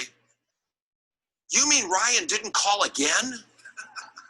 And then the kid goes up, Dad, I'm keeping the calendar. It's been 245 days and we haven't heard from Ryan. See, that's not happening. They're not keeping track of when you call and when you don't call. Okay? So just call them because it makes a difference. Okay? Number 5, break each call to your database into 3 parts. Break each call to your database into 3 parts. Number 1, and we've talked about this already, bring value to the call. That's the first thing we do on each of these calls is bring value to the call. Hi, Mary. This is Ira with Mike Ferry Real Estate. How are you today? This is a business call. Do you have a minute for me? And then I go straight into the value that we're bringing to the call. Okay? I have some really good news to share. As you know, the market's been very, very hot and home prices are rising. Now, that's to a large degree because of the shortage of inventory. And the unique part about this is that with interest rates so low, it's really a win-win for both buyers and sellers. Sellers are getting top dollar and buyers are saving a lot of money every single month because of the low interest rates. Now, is that bringing value to a call? Okay, and it's something that whether they're a potential buyer or a potential seller, it's something that brought interest to them. Okay, now with that in mind, who do you know that, and now I'm right back into the script, you know, who do you know that needs my help buying or selling a home in the next 7 to 10 days? What about you? When do you plan on moving? And we go right through the script. Finish the call with something personal. So part number 1, bring value to the call. Part number 2, ask for business. And part number 3, be personal with them. So, you know, you mentioned when you bought the home, you planned to remodel the kitchen. Did you ever get that done? If they did, great. How do you like it? If they didn't, is that still in the plan? Do you need help? Do you need me to help recommend a contractor, somebody that might be able to help you? Okay, but be personal with them. Now, is there some time you just don't hardly remember them? Yeah, that would be normal. The catch-all. Is everybody safe? With COVID going on, is everybody okay? Or do you have any big vacations planned for when this is all beyond us? They're not going to remember that you don't remember them. Not unless you say, now, what is it I should remember about you? You know, they don't care, okay? Make sure these calls include as much warmth and empathy as possible. As much warmth and empathy as possible. Thank them for their business and their trust. And then again, refer to personal details about them. You want them to know you care about them and that they're not just another number. They're not just another number. Number 6, give your database the respect they deserve by always being a person of your word. If you tell them you're going to do something, if you promise to do something, do it. How many times has somebody said, could you send me your card? And you forget to send the card. It's those little things. It's those little things. If you tell them you're going to do something, Make sure you do it. You don't want to lose credibility by not being a person of your word. Number 7, if you haven't been in touch with your database for a long time, simply call and apologize. Call and apologize. I'm sorry. I have not done a good job keeping you updated on the real estate market. May I have permission to do so today and in the future? Could I call you on a regular basis, maybe once a quarter or so? What do you think they'll say most of the time? They're going to say, of course. They're going to say yes. Is it possible that once in a while they say, no, you know, I haven't heard from you. I've got another realtor. I don't need to hear from you anymore. Next, take them off the list. It's almost never going to happen. But when it does, don't worry about it. Just take them off the list. Okay? Number 8, put a star next to this one. This is one that can make a lot of you a lot of money. How often does the average person in your marketplace move? Maybe every 7 to 10 years. Is that fair? Okay. Why not contact every person in your past client center of influence list that bought a home from you 7 to 10 years ago and offer them a fresh market analysis? They may have noticed an explosion in the equity that they have, and it might be a great time for them to change residences. So that's something you can offer people that maybe have lived there 7 to 10 years and you sold them the house. Number 9, ensure that everyone in your personal neighborhood is on your database. I mean, how do you feel when you come home and close to your home is another home with a for sale sign that's not yours? I mean, that's just a punch in the gut, okay? And yet it happens to every one of us. And it happens to every one of us. But it can be prevented to a large degree by getting to know your neighbors, okay? Go through the members list of any HOAs you have and add those that you know. Participate in local events, like if there's a community yard sale or anything like that that goes on.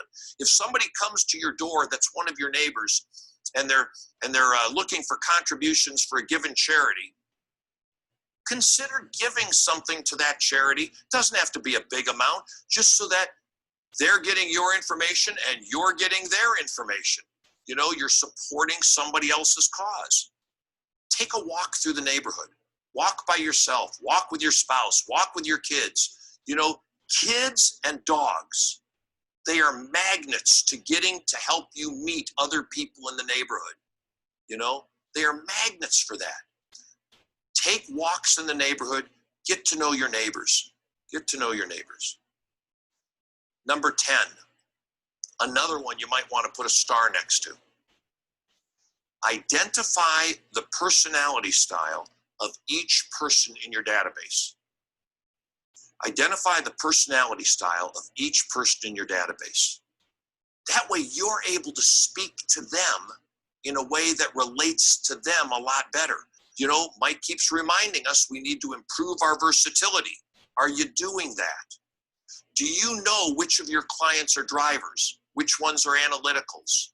Which ones are expressives? Which ones are amiables? Are you dealing with them differently based on their personality styles?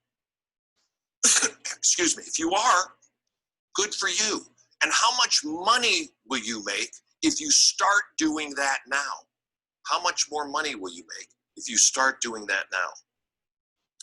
Number 11, when talking to your database, always use their first name as much as possible. You know, Dale Carnegie says, or said, that the name, when you use somebody's name, that's the sweetest sound they can hear. You know, have you noticed how often Mike uses our names? You know, it's amazing. He knows everybody. And I'm not saying just the 50 people in this room. He knows the thousands that are in coaching. You know, if I call him on a coaching client, the first thing he'll ask me is, okay, who's your question about? And I'll give him the person's name and he'll say, oh yeah, she lives on the East Coast. She's that blonde with that terrific smile. What does she do, about 50 deals a year? I mean, he knows everybody, okay? And we have a hard time remembering the people in our own database that we're dealing with a lot more. By using their first name, it's going to help us remember them, and it's going to mean a lot to them that we're using their name. Point number 12. Once a week, consider having a past client center of influence database call day. Consider having a past client center of influence database call day, or a call night. Could be a call night, but that's one way to ensure that you're focusing on that source of business. It's one way to concentrate on that source of business. Okay. Number 13. This is really key this time of year especially. For your immediate past clients, those that purchased in the last 12 months, consider mailing a thank you letter. Consider mailing a thank you letter and a copy of their settlement sheet that they'll need for tax time. You're providing value to them. They may have their copy, they may not, but you're providing value. They see that and they'll really appreciate it. They'll really appreciate it. Yes, please. We need to get your letters out with the closing statements, Brandon. Okay, so great question. How do we know when to remove someone from our database? Mike says remove them from your database if you're not willing to call them. Okay, if you're not willing to call them. Because if you're not going to call them anyway, why leave them there? But be careful about removing too many, because if there's too many that you're not willing to call, you've got to start asking yourself why you're not willing to call them. Don't worry about the bad transaction. They don't remember that. What they remember is that they're now in the house they want, or that you got it done. They don't remember the bad transaction. But if you're not willing to call them for whatever reason, there's no reason to leave them there. Thank you. Okay. Number 15, consider an after the transaction questionnaire to monitor your performance with the database. Ask questions like, what was the best part of us working together? What could we have done better to serve you? If we ask those questions, we can do some self-reflection and improve what we're doing. We can have some self-reflection and improve what we're doing. Now, we've got to get in the habit of calling some people every day. And how do you know how many that is? Well, this is a pretty simple formula. Simple for me, but I'm an analytical. Okay? Take the number of days that you plan to work in the year. Let's say it's 220. Divide that by 4. You now have 55 days per quarter. You have 55 days per quarter. Take the number of people in your database, let's say it's 500, and divide it by that 55. That comes up to 9.09. Always round up. You got to call 10 a day. It's that simple. If you use that formula, you will absolutely never fail to call all of your people every quarter. Okay? Okay, so take the number of days that you're planning to work for the year and divide it by 4. That gives you the approximate number per quarter. Then take that number into the total on your database. Okay? Yes, please, Paula.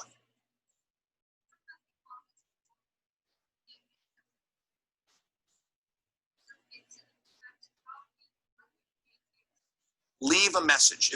If they're not there, they're not there. But leave a message. Don't take them off. They're just not answering the phone. Leave a message, okay? And don't take them off the list just because they don't answer the phone. You might go 10 years without talking to somebody, but they're listening to your calls and they're getting your mailings, okay? Maybe they didn't have something to say. That's okay.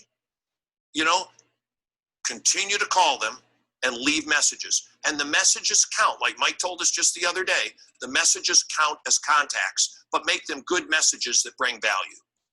Okay, please.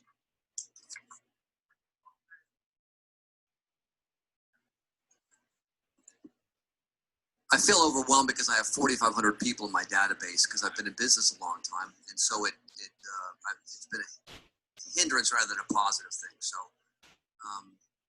Any suggestions? Okay, so, and that's something, I've got to be honest with you, that's something that I have not personally talked to Mike about. But my suggestion would be call those that you're able to call and let your staff help you with some of those phone calls. Make sure you're talking to all of them at least once a year, but have your staff make some of the rest of those calls. Because you're right, with 4,500, it would just be absolutely impossible for you to personally call all of them 4 times a year. You can't have bigger databases than that, and yet they're still working it better. So Yeah, a lot to and learn. they have some help. They have some help. Okay, and the last point I'm going to go through today, because we're running out of time, is when your transaction closes, have a defined work schedule in place that shows people the Nordstrom level of service. You've got to give the Nordstrom level of service. Now, for those of you that aren't sure what that is, Nordstrom, the department store, their customer service is the definition of above and beyond, okay? And we could go into the long story about how a guy returned 4 snow tires to Nordstrom's who has never sold tires, and they gave him the money back. It's a true story. Nordstrom's even advertises it, okay? You learn about it in business school if you've gone to college business school. You know, it's the definition of customer service, and they have gotten decades of accolades based on that one. You want to be the Nordstroms of customer service in your real estate industry, okay? Now, Gailey's list had 43 points on it. We only went through a few of them, but I'm sure you collectively with your teams can come up with so many more. So do your best to grow your database, and more importantly, serve your database, because it'll make a mint for you. Thanks so much. I appreciate your time.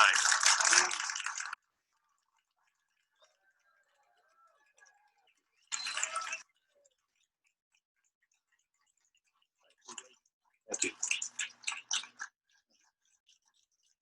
That's great. So, Stephen, you have 4,500 names in your database. You probably have 500 that you could talk to on a regular basis. So take what he said and call those 500. So he's analytical, and he said this is the simplest way, but analyticals make it complicated. The first part, number of days you work, take your total database times 4, divide that into by the number of days you work, and it's going to come out to the same without going through all the different steps. But you've got 500 people. Lucy Ham has, what, 7,500 names in her database. She calls 20 to 25 a day. Her assistant calls 20 to 25 a day. That's 50 a day. And she's calling, you know, the top 20% of her database, and it comes out to a couple hundred transactions. And Ira, you're so right. It's your personal gold mine, but you'll notice, as we talked yesterday, Carly, it's the one area of real estate is most abused, I think, is the database. So my watch says it is time for our break. We're going to have some fun after the break. Ira, thank you. Ron, thank you. Both of you guys for a great job. Okay. See you back here in 10 minutes.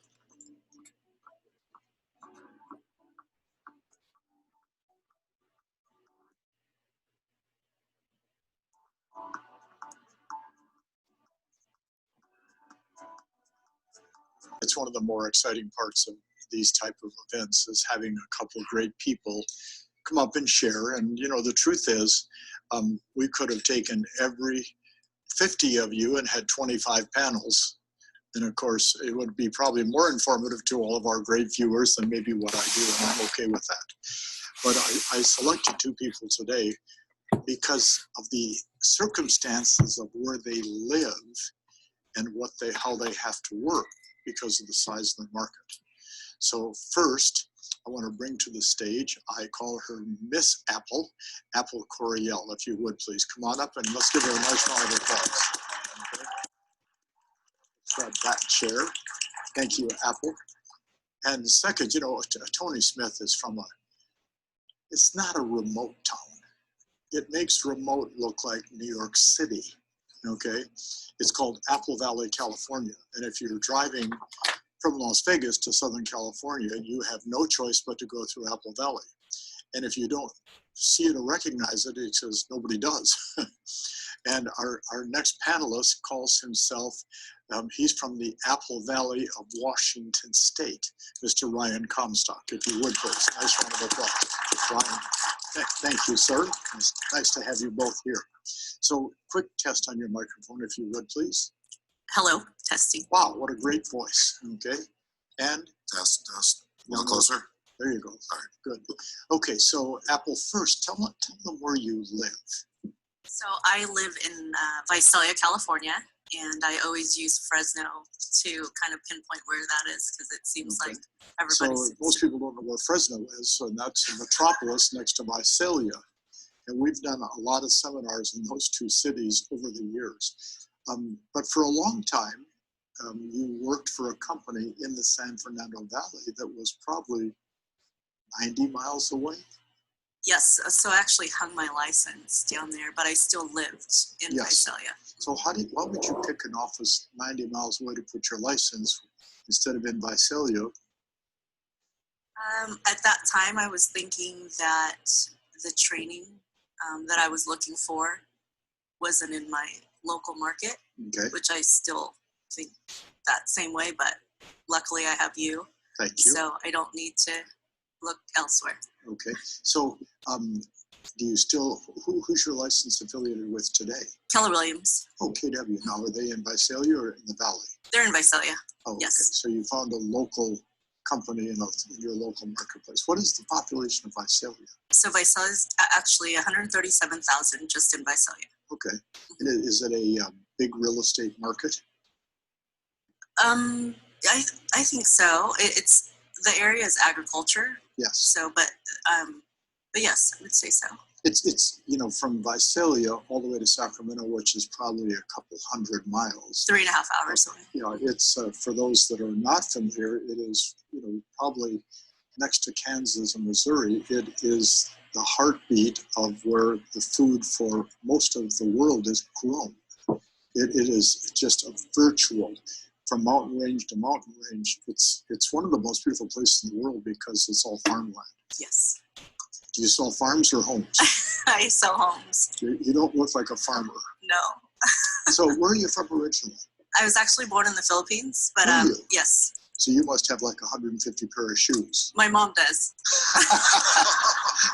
That is great. She does. And what age did you come to the U.S.? I was 5. 5, okay. Do the Filipinos have an accent? They do. But you don't. I don't. So I actually, my mom married my dad when he was stationed in the Philippines. Okay. So my stepdad, which I don't call him my stepdad, he's my dad, and he's white. He's American. He's white, he's American. Yes. So And- I don't have the accent. Well, that's great. Good for you. And you're in the Apple Valley of Washington State. It's this name has never been said on your stage before. Port Orchard, Washington. Port Orchard, Washington. Now, Washington's known for apples. Yeah, we have apples there. Besides in the store. I mean, the state is known for the apples. Absolutely, yes. So you're in a place where apples are grown. No, that's more on the eastern side of the state. Okay. So where are you in relation to, say, Seattle, Tacoma?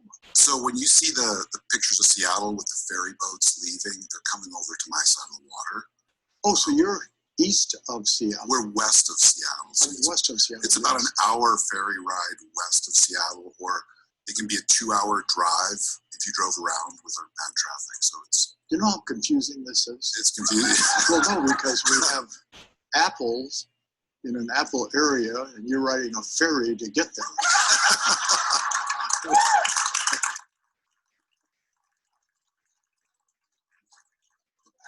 Would you guys go sit down so we can start over? I'm just kidding.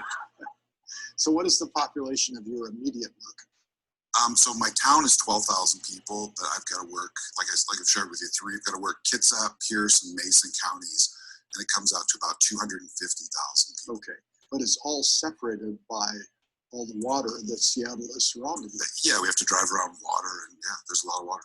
Were you born and raised there? Yeah. Good for you. And, I would say that I have to drive almost an hour sometimes for a listing. So You have to drive an hour for a listing. sometimes, it's not enough people. Oh, and you drive an hour and you're only within a couple 100,000 in Southern California. You drive an hour, you've passed probably a few million. Yeah, So is your market a very active real estate market? it is ridiculously hot, Mike. So anything under 400,000 is going to have multiple offers.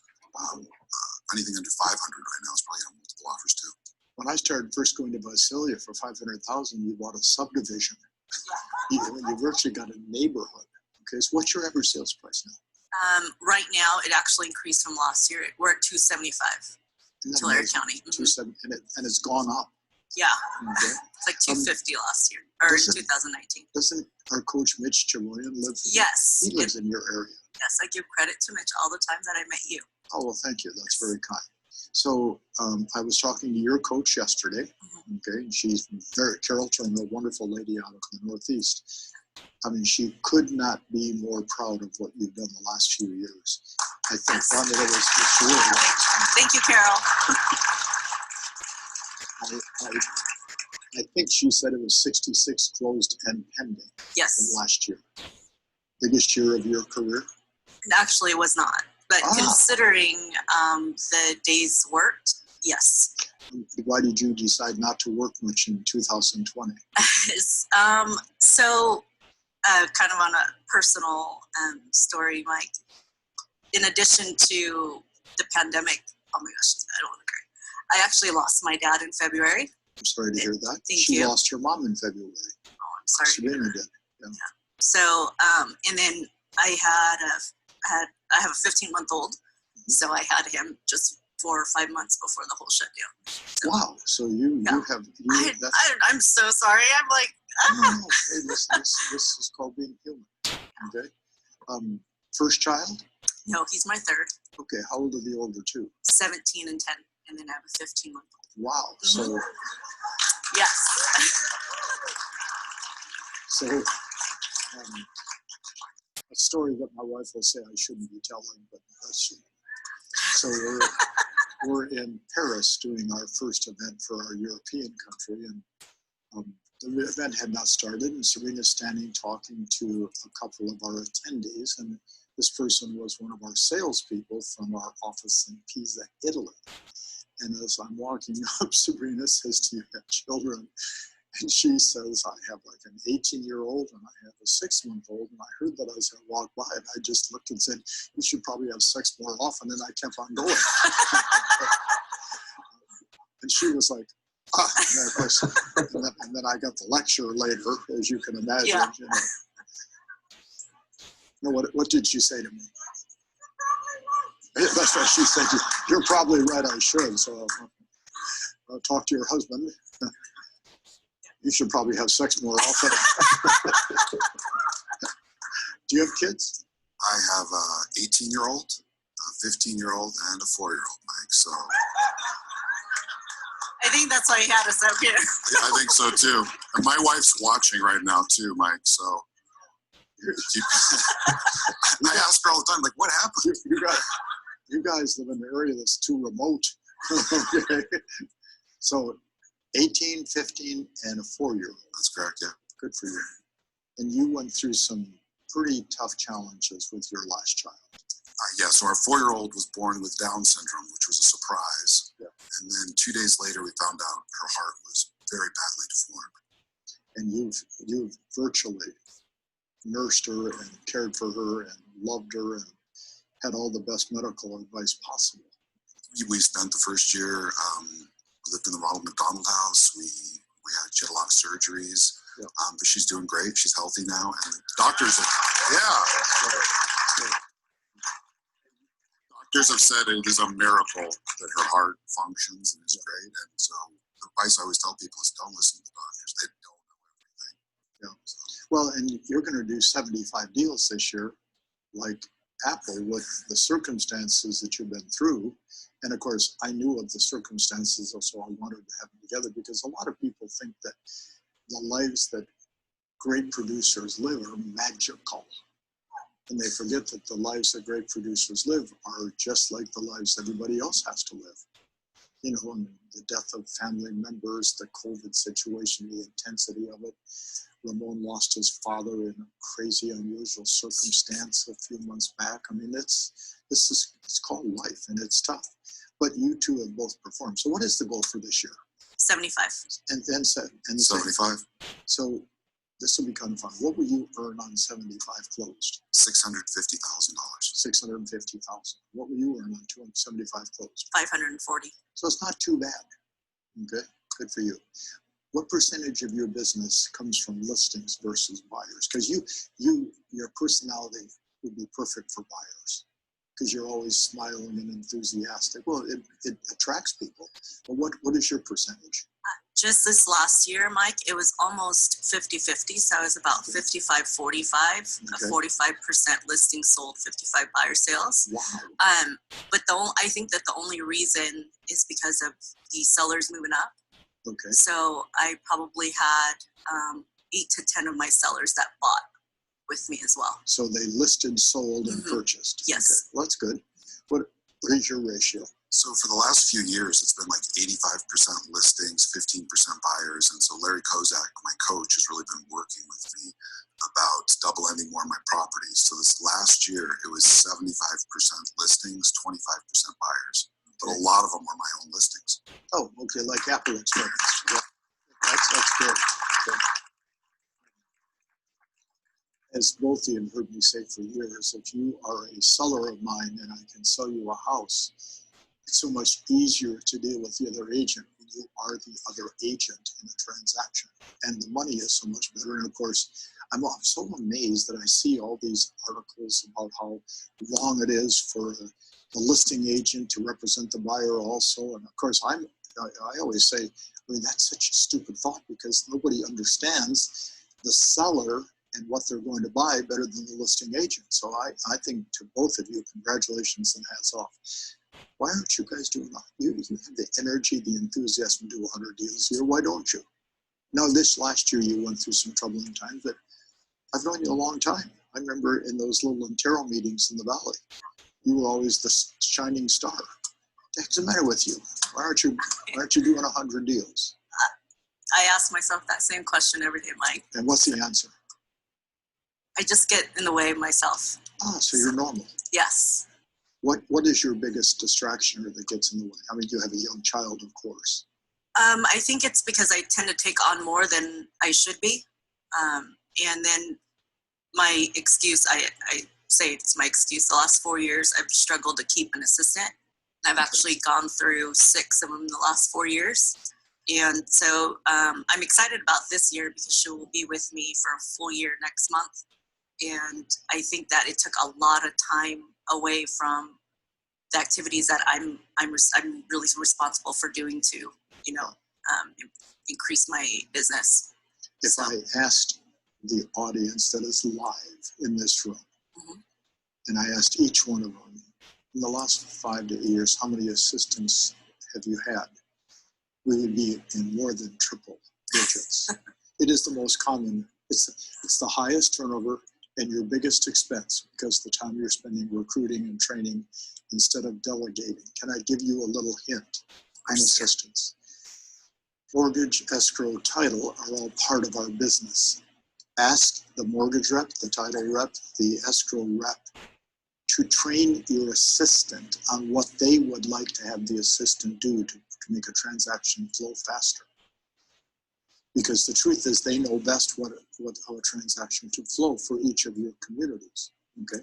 So take advantage of the great affiliates, which we don't talk about a lot. So the distraction of turnover, okay? It's perfectly normal. I'm just glad that you're seeing a little light at the end of the tunnel. See the guy sitting next to you? Have you had any challenges watching? Any challenges with assistants? Yeah, a little bit. My wife was my assistant for a few years. That was his own challenge. She's watching too. Watching. Hi, Michelle. Love you, honey. Do you want to try to explain that to us? We'll go to the next assistant. I'm on the next assistant. I've got a great lady who's been working with us for 2 years because my wife cares for our youngest daughter. Yeah. So yeah, I've got a nice, good help right now. I'd say what's holding me back from 100, thinking big. That's So why I'm in the why? Thinking Big group. Why? Like Ramon said, he thought you always like paid people to be up here. I always had it in my head that those are guys in LA who can do 100 or Las Vegas or Dallas. Like you can't do that in real America. But I think that was just a story I've been telling myself. Good for you. The first big time producer that we affiliated with, unfortunately passed away a couple years ago. She was in her late 80s and from a little tiny remote town in Louisiana. And her name was Irma Adams. And I think maybe Ali might be the only person that remembers Irma. And I would have her on the stage all the time. She was this coal banker agent. I mean, she was the most charming lady, but she was a grinder. And one day I said to her on the stage, it was just the two of us, and in fact, it was at a coal banker national meeting, and I said, tell me what your schedule is. And of course, that beautiful, deep Southern drawl. Mike, I wake up about 5:30 in the morning. I start to put on my Halloween mask. I said, you what? My Halloween mask. I said, what are you talking about? My makeup. And then I flip on the TV and I watch Mike Ferry for 1 hour every morning before I do anything productive. And that's all I need to do 300 transactions a year. And we're talking about the early 80s. She was doing 300 transactions a year. But see, the only difference was she believed she could. But then I met out of Kansas City, Kansas, and again, Ali will remember, gosh darn it, her name was Debbie Nagel, okay? And we're talking about 300 transactions a year in the early 80s, okay? And farmland, houses, whatever it took. But the difference between those that do great, like you two are doing, and those that are doing phenomenal is right here. So what steps can you take to strengthen your mindset? Because see, I look at you and say, that's a 150 deal a year producer. And then I look at the way you both look like pros. And I mean, 75 is good, but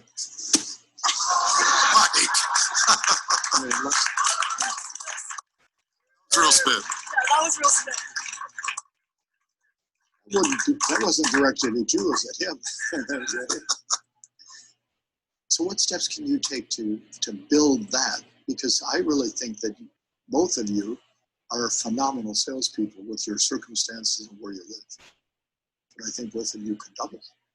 So what do you do to build that strength in your head? And I'm going to ask both of you that. It's a tough question. Okay, so go ahead, Apple. And she's looking right over at Ryan. Go ahead, Ryan. I joined Thinking Big.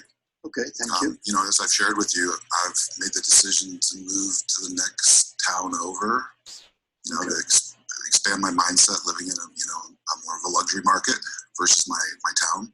So you're going to physically move. Carly, am I? Okay, yes, I'm moving. Michelle, am I moving?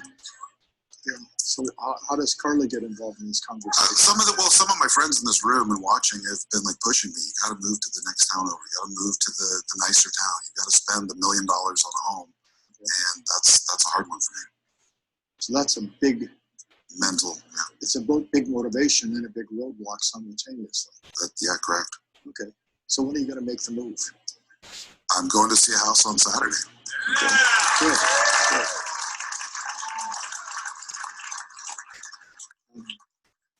With the purpose of?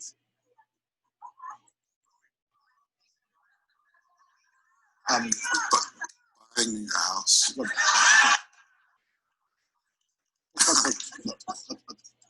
Buying the house. Okay. Good for you. So Sabrina and I had breakfast or lunch probably 4 or 5 years ago with Bernie Gallerini and Wendy, his wife. And we're sitting in Cincinnati, and I said, where do you live? It was Hendersonville. He was a resident of Nevada for years, and they wanted a place in the country, probably more like what you guys would experience, to raise his kids in, which I think was very noble on he and his wife's part. And I said, so what's your dream? He said, well, Henderson is full of lakes. I said, well, do you live on a lake? He goes, no, we don't live on a lake. Do you want to live on a lake? Oh, I'd do anything to live on a lake. I said, well, then go home and buy a house on the lake. He goes, well, it cost $1 million. I said, so you make hundreds of thousands of dollars. He told us afterwards that he and his wife drove about 4-hour drive back to Hendersonville, and his hands were shaking on the wheel. And then they bought $1 million house on the lake, which they bought right afterwards. And he said it was probably the most important step he ever took. Okay. So I'm looking forward to getting an email on Saturday saying, guess what we did? We made an offer on a house. No, not an offer. Oh, okay, not an offer. We bought a house. Bought a house, okay. How many of you guys think it's a good idea? Raise your hand. Oh, That's great. So,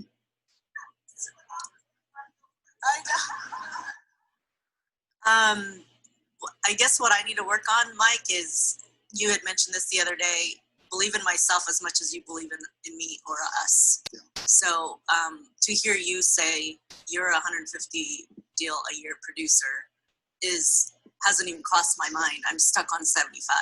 okay. So I am part of a great mastermind group, which thanks to being part of the organization, I've been with them for 4 years, and we have a few of them in there that are doing over 100 deals a year. So definitely just reaching out to more producers like them and just following maybe their footsteps or guidance. How much money would you make if you did 100 deals in Visalia? About 800,000. 800,000. So I'll be close to $1 million because I've been increasing my. I'm going to change the goal. Okay. I don't care how many deals it is. We got to get you to $1 million. I'm ready. I'll do it. I know I can do it. And you too. Just a minute. Hey, Michelle, is it okay if hubby makes $1 million a year? Oh, I heard her say from Apple Valley, go get it. Okay. So what is the hardest part of what we do in helping you be a strong producer? What is the toughest part of what we ask of you? consistently prospecting every day. That's the hardest part for me. Hey, Chris, hey, Ramon, have we heard that before? I bet I received 50 emails after Chris and Ramon were on the stage that afternoon saying, man, those two guys hit it right on the head. My biggest challenge is consistency. Why? I mean, you're a disciplined guy. You're a smart guy. Hitting 40 contacts every day, sometimes it's 33, sometimes it's 36, sometimes it's 42, but hitting that 40 every day, it's tough for me. I don't know. That's something Larry Kozak and I work on all the time. Why don't you lower the goal of contacts per day to 30 and never allow yourself to go to below, and everything above it is a bonus. So it builds your confidence rather than detracts from it. That's a great idea. Okay. Hey, Larry Kozak, Ryan's going to do 30 contacts a day, good quality contacts, and everything above that is a bonus. Because, you know, I mean, I would rather have you always feel good about yourself at the end of the day than, there's a question over here, than beat yourself up, which is what human beings do all the time. So hold on one sec, here comes the microphone. And look at the beautiful smile coming with this question. Ryan, Larry coaches me. I do 5 to 8 hours of prospecting every day, Monday through Saturday, and I hit 50 to 80 contacts. I can hold you accountable. That's awesome. Okay, let's do it. So at the next break, you two are What can going I to be say in the now? corner. That's a great challenge. Good for you. But you know what's interesting is there's this wonderful group down in both East and West Florida. There's a big group of them. And they have what they call Money Mondays. And I think it was started by Susan Heller, who is just a dynamic lady. You guys know who she is. And they prospect from 8 o'clock until 5 o'clock every Monday. They take breaks, of course, and they report to each other. And all of them are great producers, okay? As an agent, that first 5 or 6 months, I had nothing to do but prospect really from 9 o'clock until 3:30 or 4. So, I mean, but get off the worrying about the 40, let's drop it to 30 and then be so excited on 37 or 42 or 45. Make sense? Makes sense, yes. Good for you. And thank you for the challenge. So what's the hardest part of what we teach for you? I'm probably in the same boat as Ryan. And for me, the reason why my contacts fall short is up until today, before Ira came on stage, I thought I did a great job with my database. But Mike, all these years, I've always felt I did a great job with my database. And if I hit the phones, it doesn't matter what source it is. I feel like just the energy put out there when I am on the phones, it just magnetizes someone to me. And Yes. right, for whatever reason, I always say that it falls on my lap. Yeah. And so I'm like, oh, that was easy. So it prevents me from Doing more. Yeah. Because I feel like I do a little bit and it results in what I think is so much and with little effort. Yeah. So I don't know if that makes sense, but Yeah, it does make Yeah. sense. Yeah. Married or single? I'm married. What does your husband do? I dragged him into real estate 3 years ago. Oh, did you? Screaming and kicking all the way? Yes. Or does he From watch the it? oil Is fields. he He is watching? watching. He better be. Sounds like a normal husband-wife relationship, doesn't it? For all the guys, they understand that. He was in the oil fields Yes. hmm doing The dirty job or whatever they do on the oil fields. whatever. Yeah. We're together. We don't know. Did he make good money? He made like $80,000 a year. Well, in Visalia, that's a very good look. Yes. Of course, California, there's a 110% tax rate, so it makes it kind of tough. Right. But what does he do for you in real estate, or does he work for you in real estate? No, so he sells with me. Oh, good. hmm Does he do okay? He does. So his first year, he actually did 27 transactions. Wow, wherever you are, good job. That is great. And I assume he's a little competitive then. He is, and he doesn't like to listen to me. So obviously, whatever he's doing, it's working. I don't know. But you just wish he is competitive. You got lockjaw there for a moment, didn't you? Yes. That's great. And your wife is a full-time mother raising your children. She's also a realtor. She gets us maybe a couple deals a year from her database, so she has her license. Yeah, Oh. she's full time with our kids, especially the younger one. There's a lot of work right now. Of course it is, yeah. Your oldest one is in college. She's a freshman at Washington State. Yes. Oh, that's a big-time university, big-time football school. Yeah. Now, how far is that from you folks?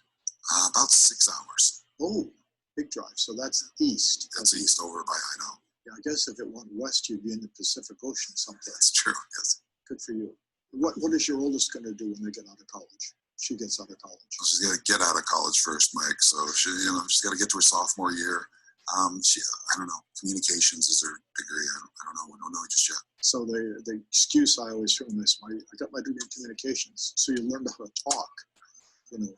It's one of those, it's like a business major. It doesn't mean anything, but at least you went through the discipline of going to school. So Apple, you're doing a little training session for the KW office because they offer a lot of great training. And I asked this of the gentleman yesterday, you've got 30, 40 people in front of you. They're brand new licensees, and you're going to give them the best one piece of advice you can give them. It is?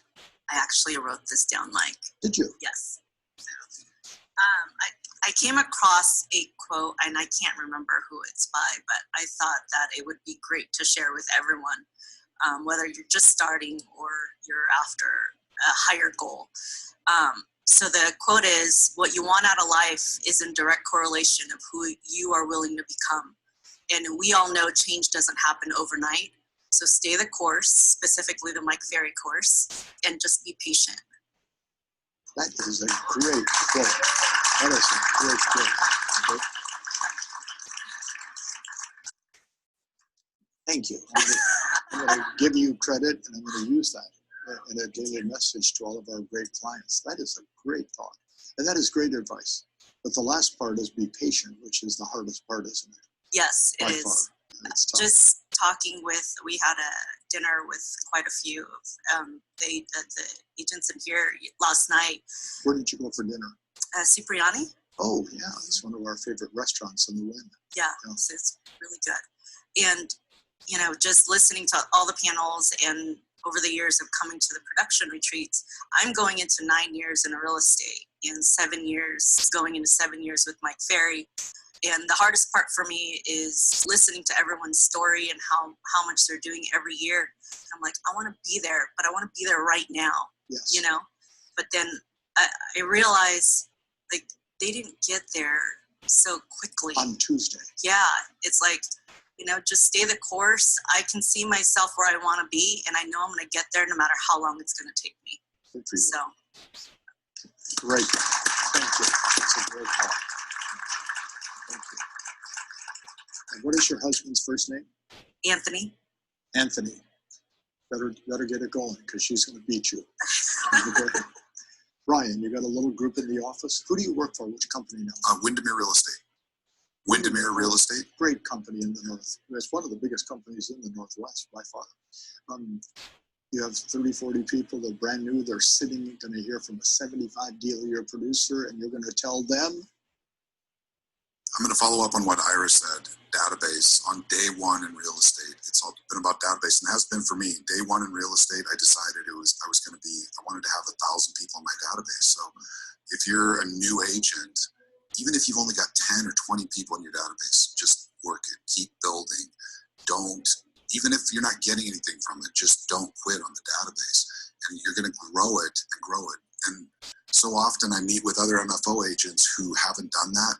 And then they got to try to recreate a database. They're 10 years in, and many of them just give up. And so I just say to the new agents, database number one, every day. When I get to the office, Mike, I open the MLS, I open my dialer, I put on my Mike Ferry website. Fourth one is my database. It's open on my computer at all times. Good for you. We're in it every single day. And I think a lot of new agents think, well, I'll do that at year 3 or 4. I got to find business right now.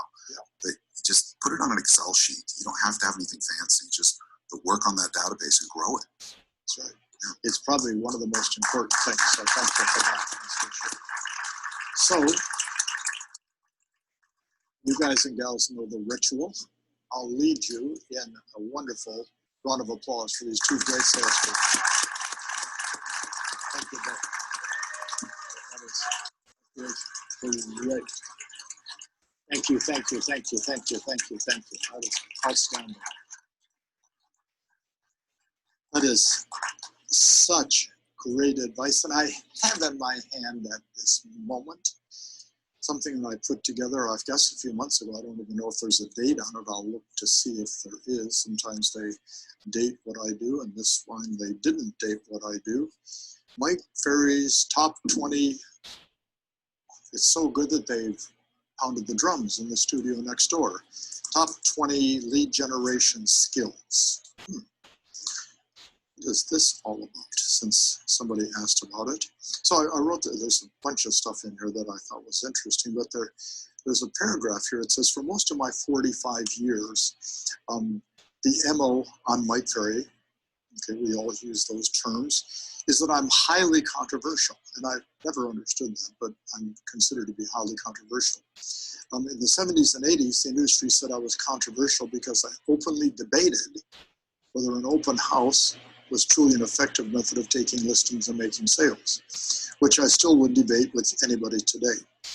And I debated whether a geographic farm, for example, 500 homes, really was the most productive level of prospecting you could be involved in. I still feel that way today. Today, I'm considered controversial because I question the effectiveness of nonstop marketing branding, and that is being suggested to agents in lieu of prospecting and lead generation. I'm criticized almost daily because I don't recommend an agent commit to buying leads off the internet, and especially if they don't have the skill set to convert the leads they're buying.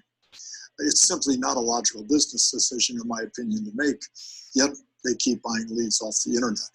By the way, I got an email from one of our clients yesterday, and she said, I show property all the time. It's very frustrating. Inventory is low, and my coach is trying to convince me to stay with a tighter schedule. So I found out the coach's name last night, sent him an email and said, what in the world is going on? Is this person working as a buyer's agent? He said, no, she spends $5,000 a month buying leads off Zillow, and her conversion rate is real low. Well, there's an alternative, to that kind of thinking. I wrote, if you're truly honest, the majority of this industry and so many speakers and coaches are not going to suggest you talk to and ever think about the word prospecting as being something you should be doing. Has anybody here, besides myself, ever had a real sales job? Anybody come from a real sales job? Jim, what did you sell? Pizza. Okay. Now I kid with Jim all the time. Now, when I first met Jim several years ago, he was like a district regional manager for, it was a Pizza Hut, I believe. I'm sorry, Domino's Pizza. And, you know, he managed a whole group. And I kidded Jim about the fact that, you know, he needs to get in better shape. And he said he ate the product to prove it was good. And it worked. Okay. How was selling pizza a sales job? Didn't they come in and order from you? You had a side catering business. So you'd go out and market pizzas. Good. Somebody in the back had their hand up. And I'm going to ask the microphone to come over to you. What kind of sales were you involved in? Securities. Securities. I was a registered investment advisor, targeting attorneys. That is a sales job. Good for you. Who else had a sales job? So I'm going to make our poor man run over here to this corner. We got two people sitting. We'll take Nicole first and then Ramon. So what kind of sales were you involved in? Nicole, please. Hi, Mike. I was sold knives in college. I didn't even know it was a sales job. You sold what? Knives, Cutco knives, you know. Cutco. Yeah, they had me call all my family and friends, and I was like, hey, I'm starving in college, and I need you to buy these. My oldest grandson, Trevor, Matthew's first child, about 5 years ago in college, became a Cutco knife salesperson, and we have 7,000 or 8,000 knives now. Okay. I still have mine. Because we kept trying to help him get promoted up the chain for higher commissions, and what we didn't know is we were his only customer. Okay. But good for you. That's great. Ramon, hand it to Ramon right in front of you. Ramon had a sales job. I used to sell watermelons. So watermelons. Watermelons? How did you sell watermelons? Door to door. Door to door? In Los Angeles, you sold watermelons door to door? Okay. Everybody give him a round of applause. Wow. My dad used to go buy watermelons, a truck, fill up the truck with watermelons. He had 8 kids. He would just go to the neighborhood, sell them, and come back and get another one. And that's what we would do. Wow, what a way to make a living. Good for you. Thank you. One more sale. One more, Mike. One more. It gets better? It gets better. I used to sell fire extinguishers. So fire extinguishers? Door to door? No, that was from family to family. To what? Family members. I would call my uncles and my aunts, and I would go sell fire extinguishers. What did you give them, matches to prove that it worked? Is that how you did it? I learned the presentation. They gave me a presentation. They told me, here, learn this presentation, and I learned it. And then I would go in front of my family members, and I would show them the presentation, and there were $500 fire extinguishers. Wow, good for you. And the closing was basically I would show them a picture of a burnt child.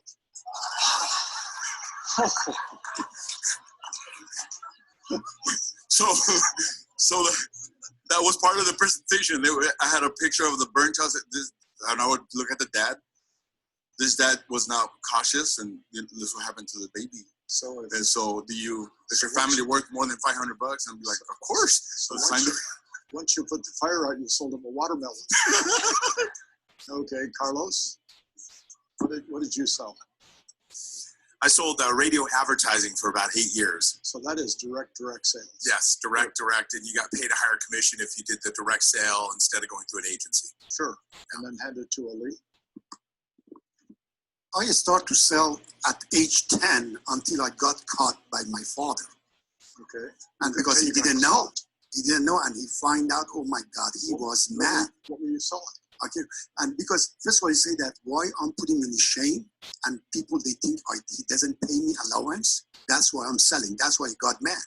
But I was waking up early morning, and there was a special bakery in our city that most of the people they bought from that for their kids before they go to school. I would go buy it, deliver it to their houses, go home, have a breakfast, pick up my stuff, and go to school. And that's why still I'm up at 4:20 a.m. and it doesn't bother me. Good for you. Yeah. That was amazing. Okay. One more. If you'll hand it to Carly. Thank you. What did you sell, Carly? In the late 1990s and early 2000s, I used to buy and sell used cell phones on the open market, very similar to like a commodities broker. Wow. Yeah. You know, I had a friend of mine, I can't remember Pete's last name, that in the 80s and 90s, he would go around and buy up used computers from offices all over California. He would refurbish them and sell them at a huge profit and made a fortune. Watch, here's my point. The world operates based on salespeople. I mean, everything we see, touch, see, smell, the chairs, the carpet, the screens, the masks, the clothes, the food, everything has to be thought of, produced, and sold. And then your real estate people say, oh, no, I'm not a salesperson. I said, I know, I looked at your production, okay? Because then everything that is thought of, produced, marketed, and sold has to be sold to somebody, and those people are called well, this is not good. Okay. Okay, so viewers, pretend like you're not hearing. So everything that is thought of, produced, marketed, and sold is sold to this is the only industry that's involved in direct sales that doesn't think prospecting is part of the process. And I will tell you that 99% of my competitors are going to tell you, don't listen to Mike Ferry, you don't have to prospect. I mean, that's the story. Now everybody say why? Because the speaker wants everybody to like them and come back to the next seminar. But you will like me more if you're productive between seminars. So you will come back with money to spend, okay?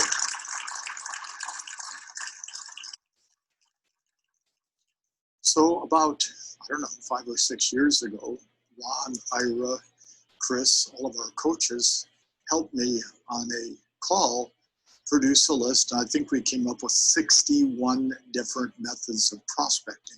Some are really good, some are mediocre, and some are pathetic. But they're all things that somebody in this industry has done or tried. So we produced that list. It's online. You can go look it up. I don't think it's called 61 Ways of Prospecting. I think it's called Methods of Prospecting, but it's under our report section. But then I don't know if it was 7 months ago, I decided to take that list and pick out what I thought were the 20 best of those methods, okay? And I want to go through those with you between now and the time we finish this morning, because we'll be taking a break in about 6 minutes. So what I wrote is, if you look at almost any other industry where sales of services and products are required to create revenue, some form of prospecting is going to take place. So I'm going to suggest to you Mike Ferry's top 20 methods of finding buyers and sellers and creating a constant, productive, profitable revenue stream for yourself. So to help all of our viewers, by a show of hands, how many of you in this room do some form of prospecting on a regular basis? Raise your hands. Okay. So just those of you that are here. And it's interesting, so often Apple, a new licensee, is much more apt to do the things I say than an experienced veteran. You know, John Sullivan's been in real estate how many years? 5 years. And how many transactions did you do last year? 107. Brand new licensee, 4 years in the business. Okay? Outstanding. I mean, it's truly outstanding. Okay? But he didn't know any different because he got involved with us as soon as he got into real estate. So it's called blind faith. So the hardest part of what we teach is trying to get some of you that are veterans to change that habit. Because all prospecting is a habit, just like as Ali said or Ramon said, learning the script is a habit. So Ramon and I first met in Long Beach, California, the first time that I think we ever really got acquainted.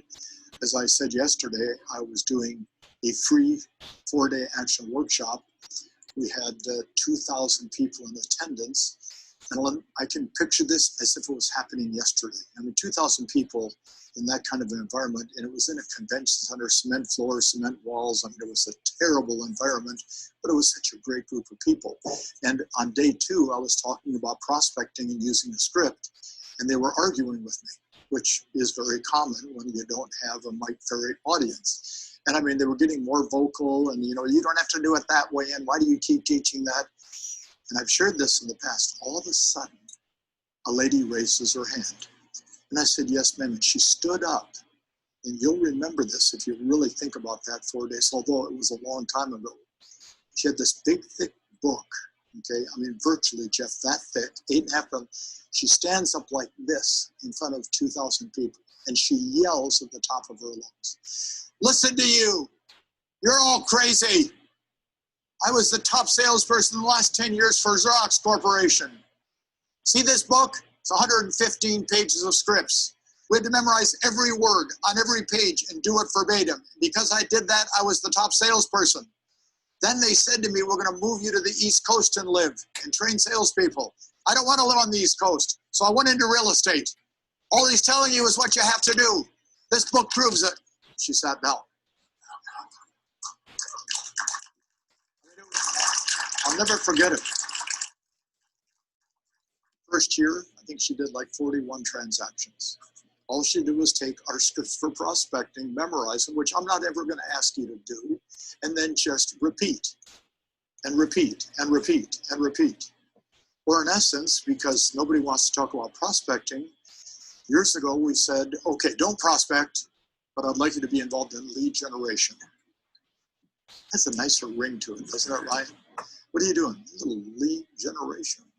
And then, of course, people say, all that is just a cover up for prospecting. I said, okay. Then a couple of years ago, I said, well, I'd like you just to be involved in talking to people. Well, who do I talk to? I don't care. Just talk to people. Talk to 5, 10, 15, 20 people a day about real estate. Wasn't that really prospecting? Oh, you caught me again.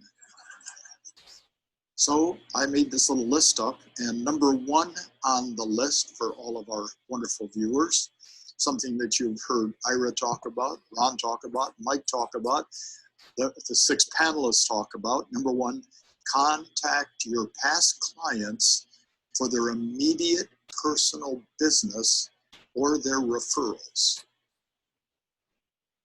Okay, Jeff, it's not in the notes. I'm going to furnish you guys with a copy of this. Okay, so for all of our viewers, we're going to add this into all the notes you're going to get next week. Because I had about 50 requests last night. You promised to send all the notes today. No, what I promised yesterday was I would send you the notes on the coaching. And I stated yesterday, as I did on Tuesday, we send out all the notes next week to all of our attendees and viewers. So Jeff, this isn't in the notes, but number 1, contact your past clients for 2 reasons. Immediate business that they could be wanting to buy or sell, or for their referrals. For some reason, Sabrina had mentioned to me a couple of days ago, you got to tell the story about the vodka. And first I couldn't even remember the story about the vodka, but I had listed a home in the neighborhood I lived in Huntington Beach, and I got a sign call on it, and I sold it to this wonderful couple from Moscow, Russia. And big, strong Russian, Alex Oshishov. I can remember his name. I cannot remember his wife's name. Well, they bought the house from me. They were in it around maybe 6 months, and his company transferred him back to Russia. And this was in the early 70s. So he calls me and says, would you come list the home, which I was honored to do. And of course, I sold it almost immediately. And of course, the day of the closing, it was on a Friday. He invited me to come over Saturday morning with he and his wife to celebrate the sale of the house because he was so excited. I don't know, I was probably in my early 20s. So we're sitting at the kitchen table and heavy Russian accent. We celebrate now. Okay. I didn't know what he wanted. What do you want to dance? You know, the Russian dance. You know, he goes over and takes out 3 frozen wine glass or little vodka glasses out of the refrigerator, and then a bottle of this freezing cold vodka. He fills 3 up. It's 9 o'clock in the morning. He holds it up. We toast. We celebrate. So we click glasses, and he said, you just swallow it. I swallowed it. It doesn't taste like anything. It was cold. Wonderful celebration. We celebrate again. He pours the three.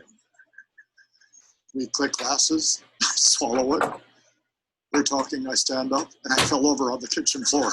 Just gone. So, of course, reconfirmed why I shouldn't be a drinker, which I'm not. Past clients are your personal gold mine. I mean, that couple, I had listed the home, I sold it to them, I listed again and sold it again, all within 6 months, 4 transactions from the same party. So don't tell me past clients aren't good. So then I wrote this. Your response to past clients depends upon the number of past clients you have and your courage to believe enough in yourself to talk to them 4 times a year. So Stephen Dutcher, of your 4,500 people in your database, how many are actual past clients? You don't have to answer it because that's the group you work on first, okay? The second part of all this depends upon the quality of the service that you've offered and given them. The higher the quality of service, the more referrals you get in return. So as Ira stated, so I just thought it was a wonderful example of Nordstrom's. You know, if you offer that type of quality service, they're happy to talk to you and they're going to refer more business to you. So I just got the notice it's time for the break again. It seems like every time we start, we're taking a break, but I know we have thousands of people watching this thing, and I know how hard that is. Now, like I say, we have probably 30 or 40 what they call watch parties going on where the whole office and your company's doing. A lot of your companies are doing these watch parties, which I'm thrilled that it's being done and taking place. And of course, then we have thousands sitting in front of their computer, and that's hard. So that's why we take every 50 minutes a little stand-up break. For me, it's difficult as a speaker because I'm used to doing 1 hour and 20-minute segments in live seminars. So based on what I've been told by the screen, take a break. So we'll see you back here in 10 minutes, and we'll go to point number 2. Thank you.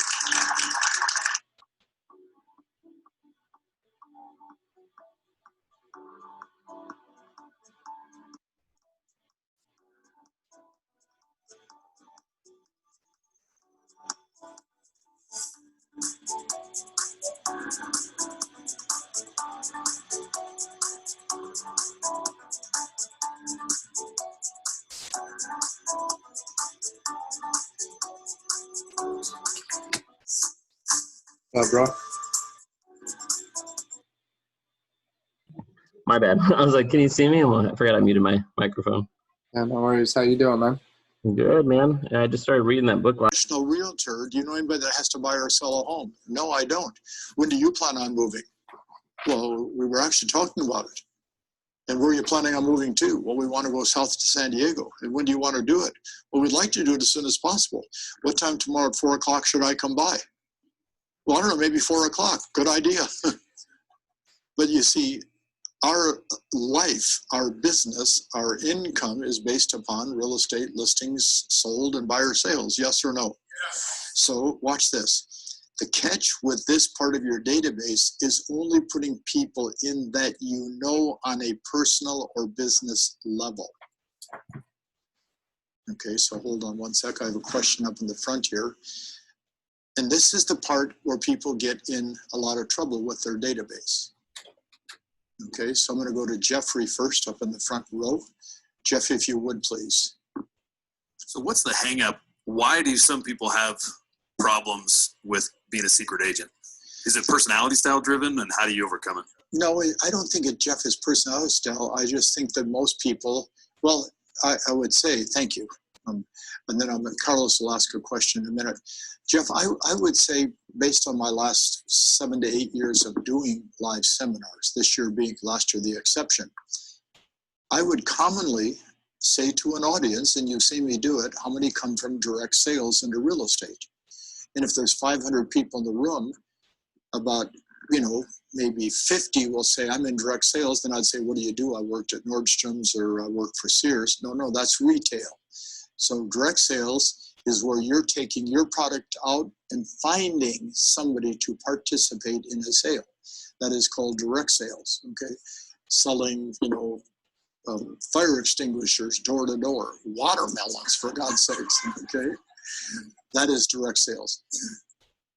If the average age of a real estate agent is 56 to 57, and they have almost no experience in sales whatsoever, and then they come to a Mike Ferry event, and I talk about the fact that you have to feel comfortable, just start meeting people you don't know. I mean, I might as well be sticking a needle in their cheek. I mean, they're almost repulsed by what I say. But the trouble is, the average age of a realtor is 57, according to all the research. And only 6% are under 35, which is what we call millennials. And more of those are coming into real estate, which has really been great for our industry, okay? But they also expect to get paid a salary, and they expect to, there are certain expectations they have because how they grew up. So the problem on why they don't call their database is because they're not comfortable talking to people. And it doesn't matter whether you're analytical, driver, amiable, or expressive. If you're not really comfortable talking to people, this is a hard job. But as you've heard me say, okay, selling real estate is very simple. It's just not easy. Watch. Some have to buy, some have to sell. Get in the way. So my job is to get in the way of people that have the thoughts of buying and selling on their mind. How do I find out if they have it on their mind? I talk to them. I ask them a lot of, so we're in a non-selling industry, and we probably provide the greatest asset that people will have in their lives, at least in North America. I don't know of any industry that does a higher gross sales volume than real estate. I'm sure there is. But we sell trillions of dollars worth of real estate a year. And it's done by a handful of people that understand that talking to people is what the business is all about. It's a hard thing to get through. Carlos. Mike, this would probably be for a lot of the viewers that aren't in coaching. Before I was in coaching, I sold maybe 6 homes a year, and I felt that I was begging for business. Yes. And when I went to your first event, I was like, okay. And then I signed up a few months later, and I go, no, I'm here to help people get what they want. Yes. And when you brought it up stating, hey, just be honest and ask them the question and get over yourself. Yeah. And once that happened, and for those that aren't in coaching yet, once you get into coaching and your coach will tell you, just ask for the business in a non-ego way that you're there to help them, it changed my life. And now making, $1 million plus a year, I thank you for that. And coaching definitely helped. So thank you. Oh, thank you. It's very kind. Thank you. Okay. So 1, contact your past clients. 2, your centers of influence. And then I said, the catch to this particular point is only putting people that you know on a business or personal level. If people respect you and what you do, they will consider giving you referrals. As your business grows, you should be targeting to get 25 to 30% of your total business annually from these 2 sources. And if you're getting, in many cases, don't be offended, 60 or 70%, it means you're not prospecting, except your database. So we can really quickly see what's going on. Question? Yes. Hold on. Here comes the microphone. Thank you, Apple. Mike, Ira was talking about, increasing your database and adding people in, like the doctors and the dentists that you go see. People that you work with. Right. Yes. What does that conversation look like to break the ice when I'm there and I take my kids to go see their doctor? How do I, break that ice of, hey, by the way, can I have your contact information and send you real estate information? Well, no. By the way, who do you know that would like to buy or sell real estate? I know you have a lot of patients. Who do you know? I mean, a doctor is a man or woman that just has a different business than us. They're regular, normal people. They know people. My son-in-law, Colin, and married our daughter, Reagan, young guy, well, maybe he's 30, 31, Michelle, I think. A young guy, very aggressive, very smart, very analytical, has built his own commercial real estate company and has done a magnificent job. I mean, I'm surprised and shocked at how well he does. But then as he and I conversed, he's a nonstop prospector, okay? And he specializes in doctors that own medical buildings that probably shouldn't own them because they have so much equity. So he prospects all day long, travels all over the country every day, making presentations to doctors that own medical buildings, and then he lists them, and then he's got 5 basically buyer's agents underneath him that work for him that he's trained, and they sell them, and they make bundles of money. I said, well, how do you treat doctors different? He said, I don't, they're just people. And now we have high respect for a doctor and attorney. I mean, of course, I mean, they life-saving people. We're life-saving their assets. Make sure you put the ETS on, okay? So it's just abnormal conversation. So number 3 is a tough one in the world today, but it is still an available method of prospecting. Contacting all expired listings in your area. Contacting all expired listings in your area. Mike, there's not a lot of them. Okay, is there none, some, or a lot? Because it's one of 3. And it's never none unless you're in an area that doesn't have homes. So even in some of the hottest markets like the Silicon Valley where Ali works, there's still expired listings, and generally they're expiring for what reason? Are agents in your area taking listings that are never going to sell at the price they list them at? Especially in the high end. You know, I mean, I look at some of the listings that you folks take, you know, and it's a rundown old shack for 3.2 and it's a teardown, you know, and it's 45 years old. Well, some of those expire. Las Vegas has expired listings. Interesting, isn't it? And there's a handful of really great agents, because they're in this room, that know the market inside out, backwards and forwards. So there's always going to be expired listings. So I wrote, they've already demonstrated they want to sell their home. And in most cases, if their motivation is strong, they will list again with somebody quickly. Might as well be you.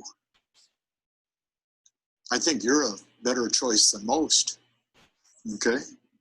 So I wrote down the key to the expired as well as for sale by owner is having an effective sales script to follow when you make the call. Go to MikeFerry.com, download the expired script. It works. I know the author. I care. Well, no,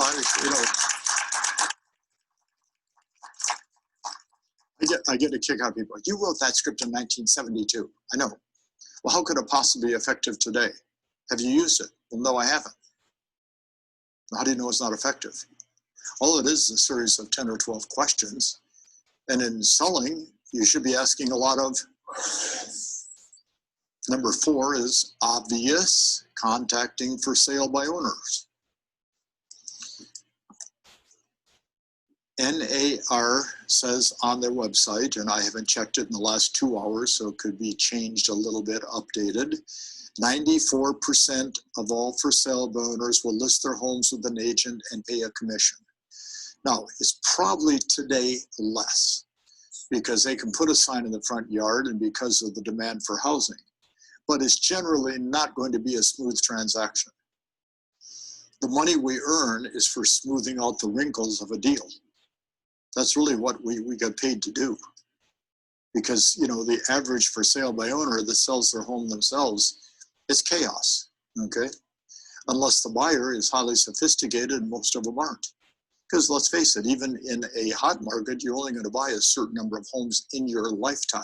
So it's not like you're cognizant of all the rules and regulations and laws that you have to know and learn and understand to sell real estate today. So the for sale by owner, although there's only a handful of them, are going to list with somebody. So again, it might as well be you. They list with the agent who is professional in their approach and can present strong sales values and what they will do for this particular seller.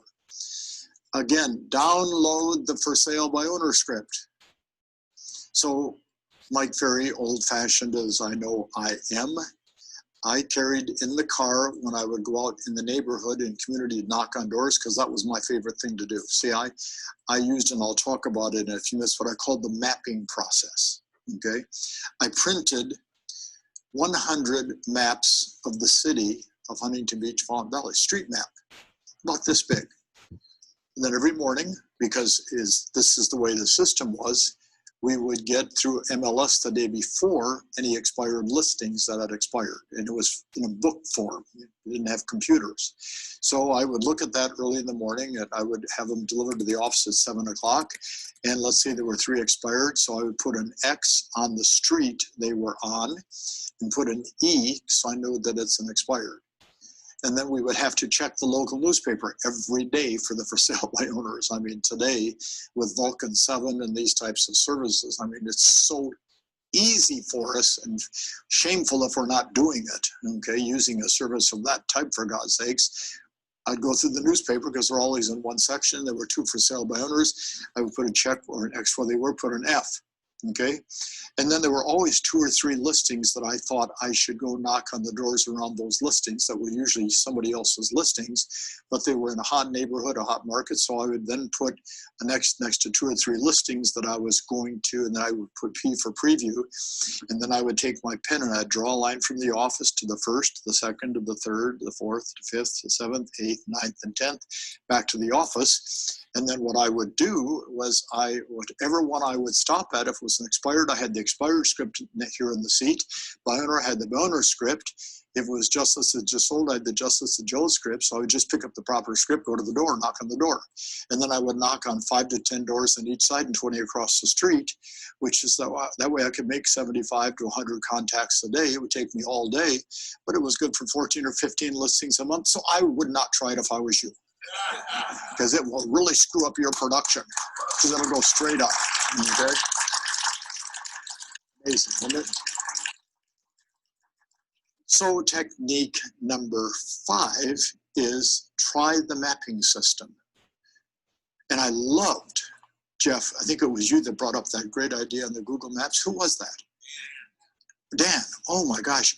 Dan, I got so many people send me emails that are reviewers saying that nugget was golden. And it was mostly from top producers, many of which I knew, many of which I had never met before. Okay, well, today, of course, with technology, everything is in fast forward. So you can map this thing out every day. Now, I don't know what most of you do all day. It fascinates me. And I suspect if your sellers hired a private detective to follow you around after you took a listing, it may not be a very positive report, okay? Because all I did was either prospect, preview, or go on appointments. Then I would, take a break after lunch to make sure any admin work had to be done, and then I would talk to the escrow, mortgage, and title. I mean, I spent the entire day prospecting or previewing, and many times I just combined it with the mapping process. But I loved being out talking to people, okay? I just thought that was the name of the game. That face-to-face contact to me was, now, you're going to say people aren't home today. You're right, but some are. And I wasn't looking for the ones that weren't home. Who was I looking for? Well, Mike, you'll never find anybody home today. Well, today, through Vulcan 7, you can get cell phone numbers. So where I would be out on the street, which would be a lot slower, today, watch, we had rotary phones, for God's sakes. To call 100 people. Okay.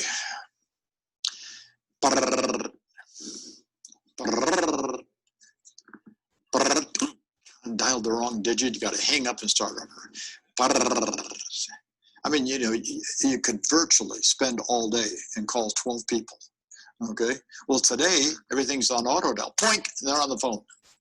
Okay. So use your technology to your advantage. Figure out how to use the mapping system somehow within what you're doing, and you're going to increase dramatically your contacts. You're going to preview property, talk to buy owners, talk to expireds, and do just listing and just sold all at the same time. So the diversity is what keeps you motivated. Because I would get bored real quick just doing one thing. So somebody asked me recently, what was your worst experience ever knocking on doors? Because I enjoyed it. living in Southern California, and the weather was nice, and I would always wear a suit and tie. And, if it was a warm day, I would take my coat and put it on the seat. And, I look like two Mormons in one package, outdoor knocking. I love them because they're such great prospectors. So I'm walking down the street Saturday morning. I have just listed, just sold script. I used to see a guy standing in the front yard watering his lawn. I had knocked on doors. And, I believe that people are nice. I believe that people are friendly. And I believe that if you smile and you ask questions, they will become engaged with you. I believe that. And I talk to people every day, all day long, and my belief has not wavered an ounce. I have a great belief in the human spirit, that they're going to converse, and if they want somebody to talk to. So I'm walking down the street, the guy's watering the lawn, and I step up, and I must have stepped on the corner of the sidewalk in his driveway on his lawn. And he looks at me and said, "You walked on my lawn." I said, I don't believe I did, sir. And he takes the hose and just starts spraying me from head to toe. And I walk backwards quickly, and the lawn is covered in manure and is slippery, and I slip and fall on my back. And now I am covered in manure. And I jump up. Now, you know what I wanted to do, but that isn't, that's, you go to jail for that. I mean, I was ready to punch this guy's lights out, okay? And he thought it was really funny, and he's laughing, and I had to walk about 7 or 8 houses down to get in my car. And now I'm putting my suit coat on the seat, and of course I had to throw the suit and tie away when I got home. And I sit there and think, how am I going to deal with this? This is embarrassing, because there were people saw this take place. So I go put on a fresh suit and tie, throw the clothes away, take a shower. I go back and park in front of his house, and I knock on all the doors, and every person invited me in. I had never had 100% response of that type, okay? But, it was probably one of the most valuable lessons I learned, which is that don't be attached to the outcome, okay? So next, number 6 on the list, just listed phone calls or doors. Just listed. I still believe today that it's probably the best thing we can do, okay?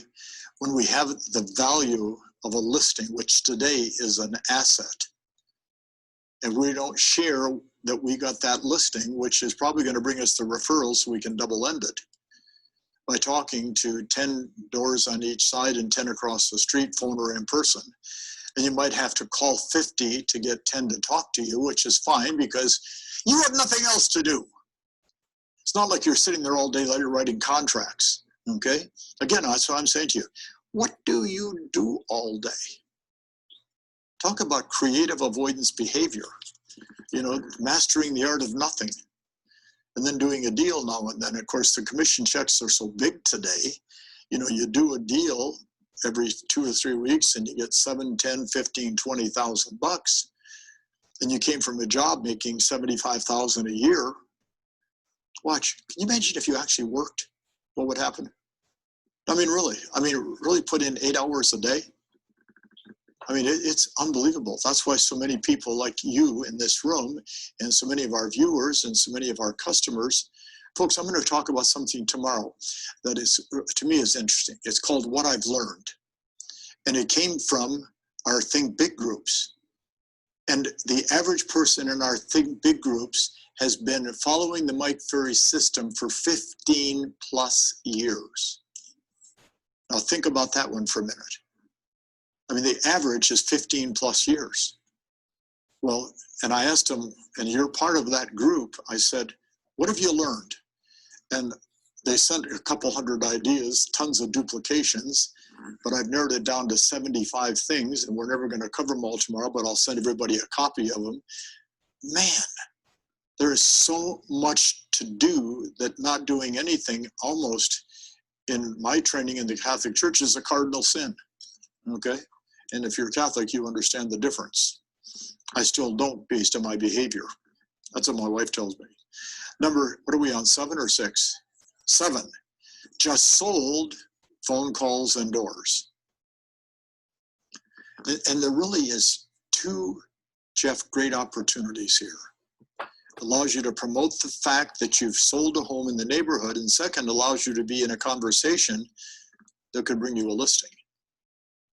So one phone call really has two opportunities. Did you know that we sold the house down the street? Well, we weren't sure. Now, okay, I want you to think about this with justice that just sold. You list a home, 11302 Banana Street. You list it on Thursday. Sign goes up maybe on Friday or Saturday. The neighbors get up 9:30, 10 o'clock to go shopping, and they see the sign. Do you think they might have a conversation about real estate when they see your sign? You do, I do, the world does. April, look at that, the neighbors got the home for sale. I bet our home was a lot nicer. I bet whatever they're asking, we could get more. You know, we've been talking about it. I don't know if we should talk to a realtor. Because signs are the greatest advocate, if signs are allowed in your area, for personal promotion. That's why the justice that just sold are so important. Number 8. This is a hard one. Okay, it's a tough one, and you have to have a cooperating broker, meaning the broker you work for. Cooperating broker is usually considered the other agent on the other side of a transaction. Working old company files. I did it all the time. Working old company files. You know, depending on the state you work in, every state has a law as to how long the broker has to keep access to the files. And most files still today, yes, everything is done on computers and software and CRMs and all that wonderful technology, but most companies still have a physical paper file. And someplace in storage or in the company in the office is file cabinets full of all the deals that have been done by the company. And if you ever just go open up one of those drawers, 95% of the people that did them are agents that are gone. Which means those files are not being serviced. So I went to my broker and said, Patrick, these file cabinets full of people, the agents failed, left, got fired, quit. Who's taking care of those people? He said, what do you mean? I said, is anybody servicing them on behalf of the company? He said, no. I said, well, can I take a bunch of them and call them? So I took like 20 of them and I called the people. So my name is Mike Ferry, Real Estate by McVeigh. I know you bought your home from the company. By the way, the agent that you bought from has left the company, and I want to make sure that you are getting full service from our company. Could I stay in touch with you and keep you updated as to what's going on in the community? I built a whole source of business just out of the company files.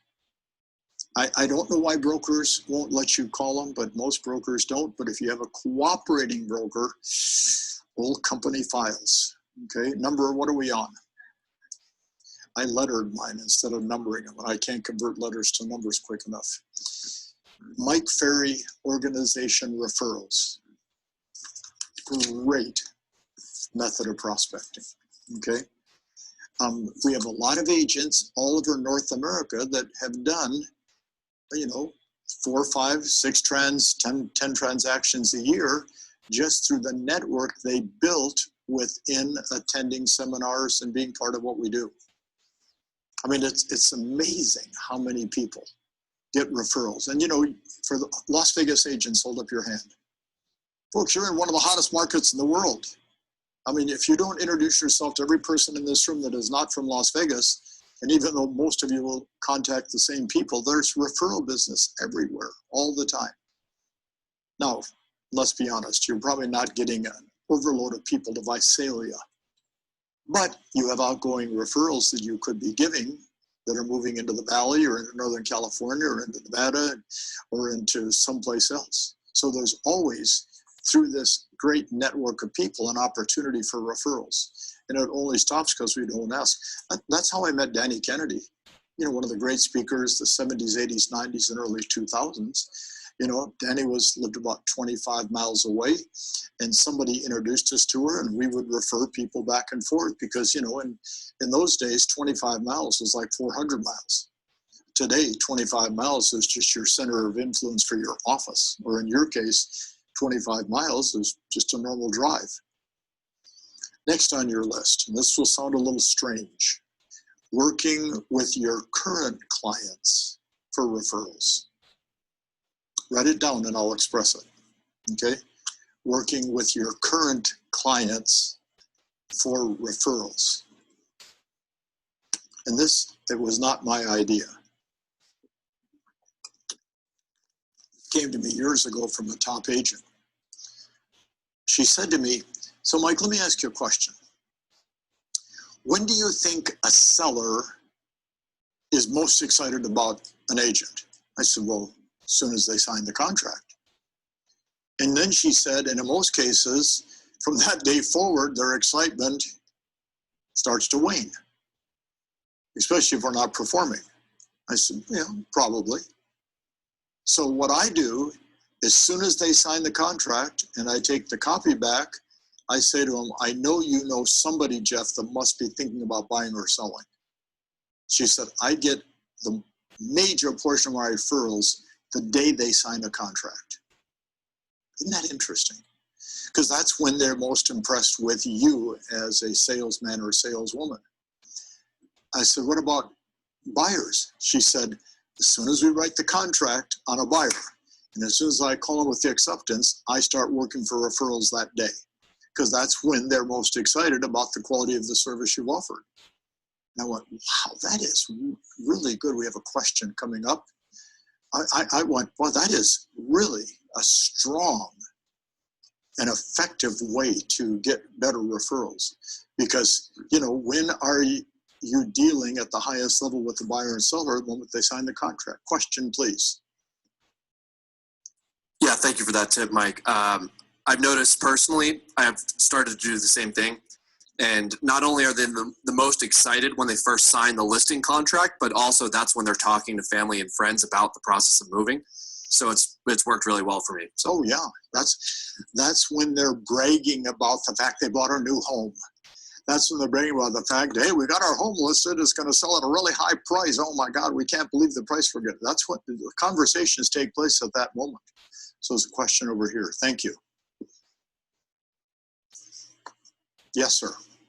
Thank you for that. Sounded weird. How would you have your staff get involved in that process?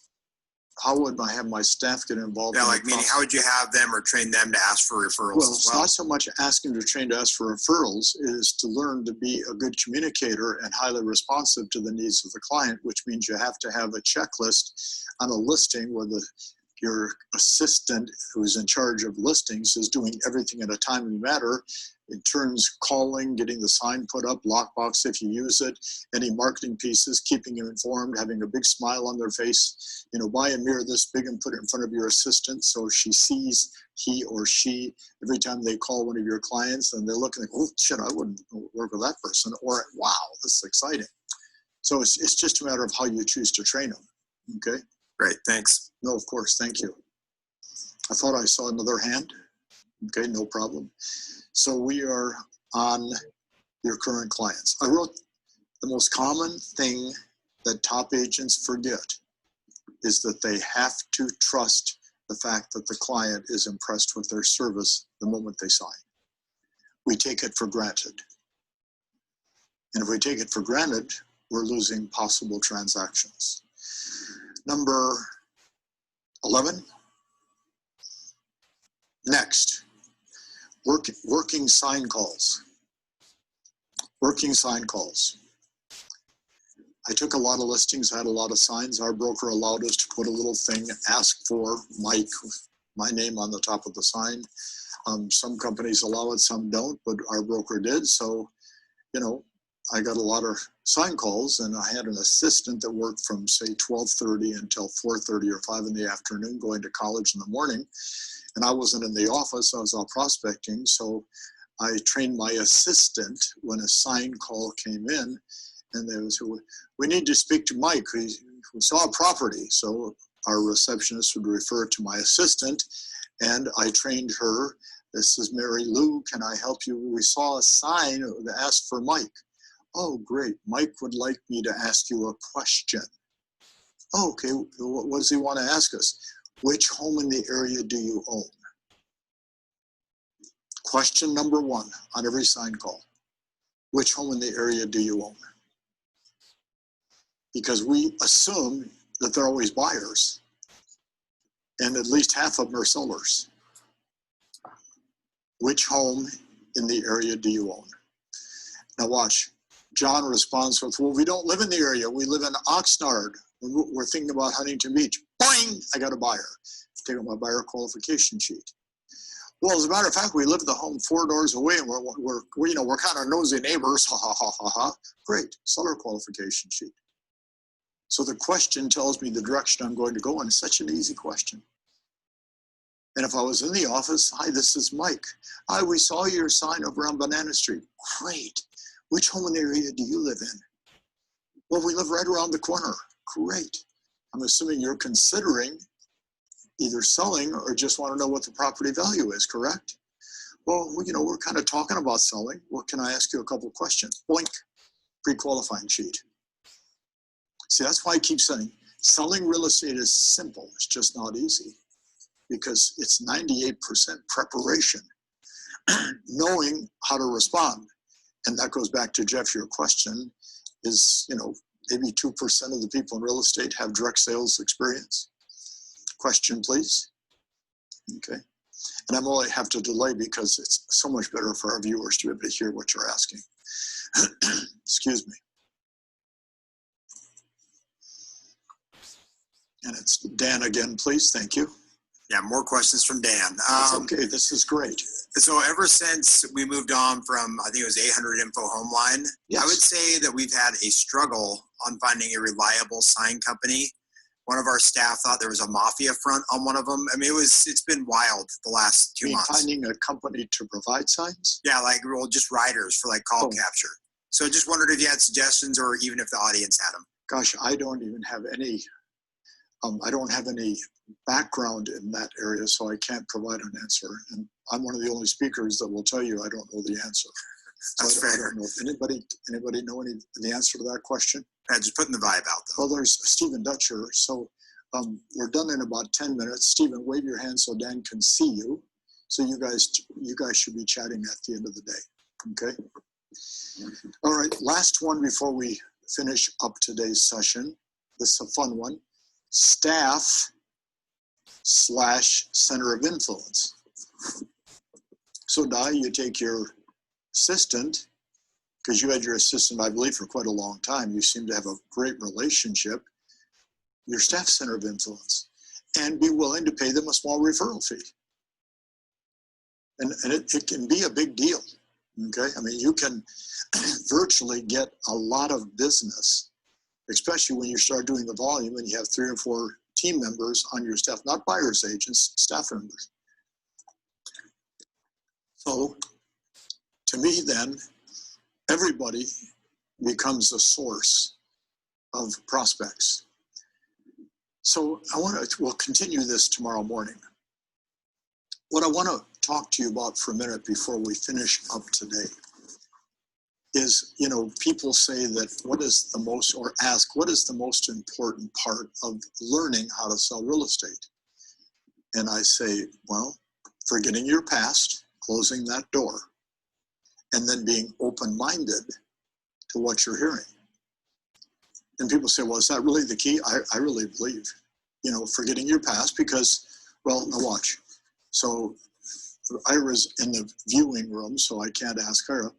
Ron, have you ever done a presentation for the Mike Free organization? You've been doing them for years. And you ever screwed up? I'm sorry, say it real loud. I screwed up yesterday. You screwed up yesterday? Oh, I did. Shh, don't. Yeah, did you guys catch it? No. Yeah. See, we know when we screwed up, but generally speaking, the audience doesn't. Jeff, you take a lot of listings. Did you ever make a bad presentation? Many times, yeah. Alex, you've been running Juan's company for a long time.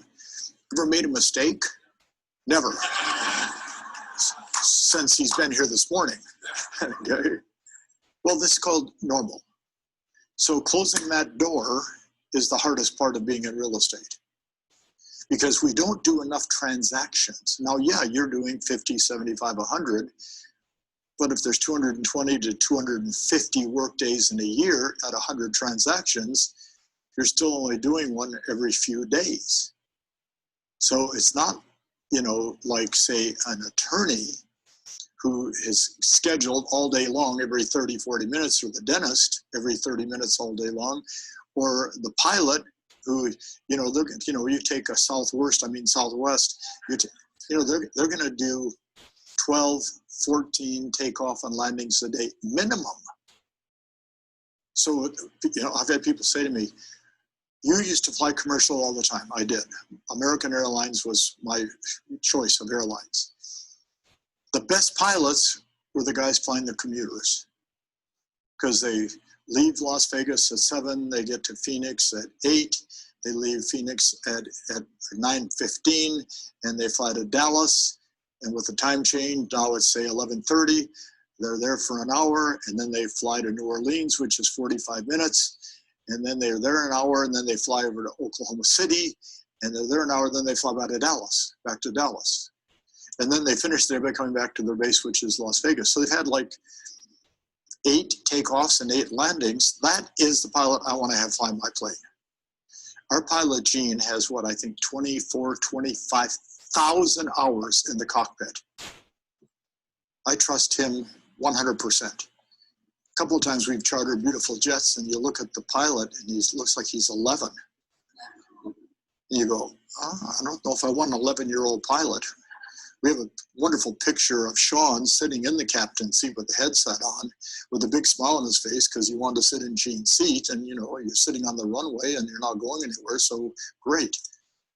But you don't want a 9-year-old pilot flying, you know, $45 million jet. Well, they want an experienced, open-minded salesperson that is not living with the last transaction that got screwy for them 6 months, 3 months, or last week. So I think forgetting what you've done, good or bad, no matter how much success you've had, once you get the commission check, that one's gone. And usually I mean gone, okay? Because most agents spend about 10% more than they earn. So that's a whole different topic and conversation.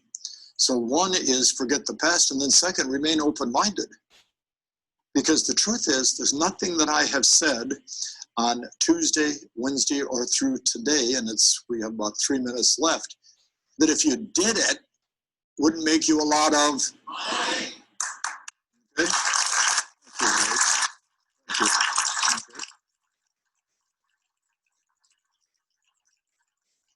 So, for all of our wonderful viewers that make a lot of money, $12,000 for Premier Coaching, I mean, it's not even a drop in the bucket.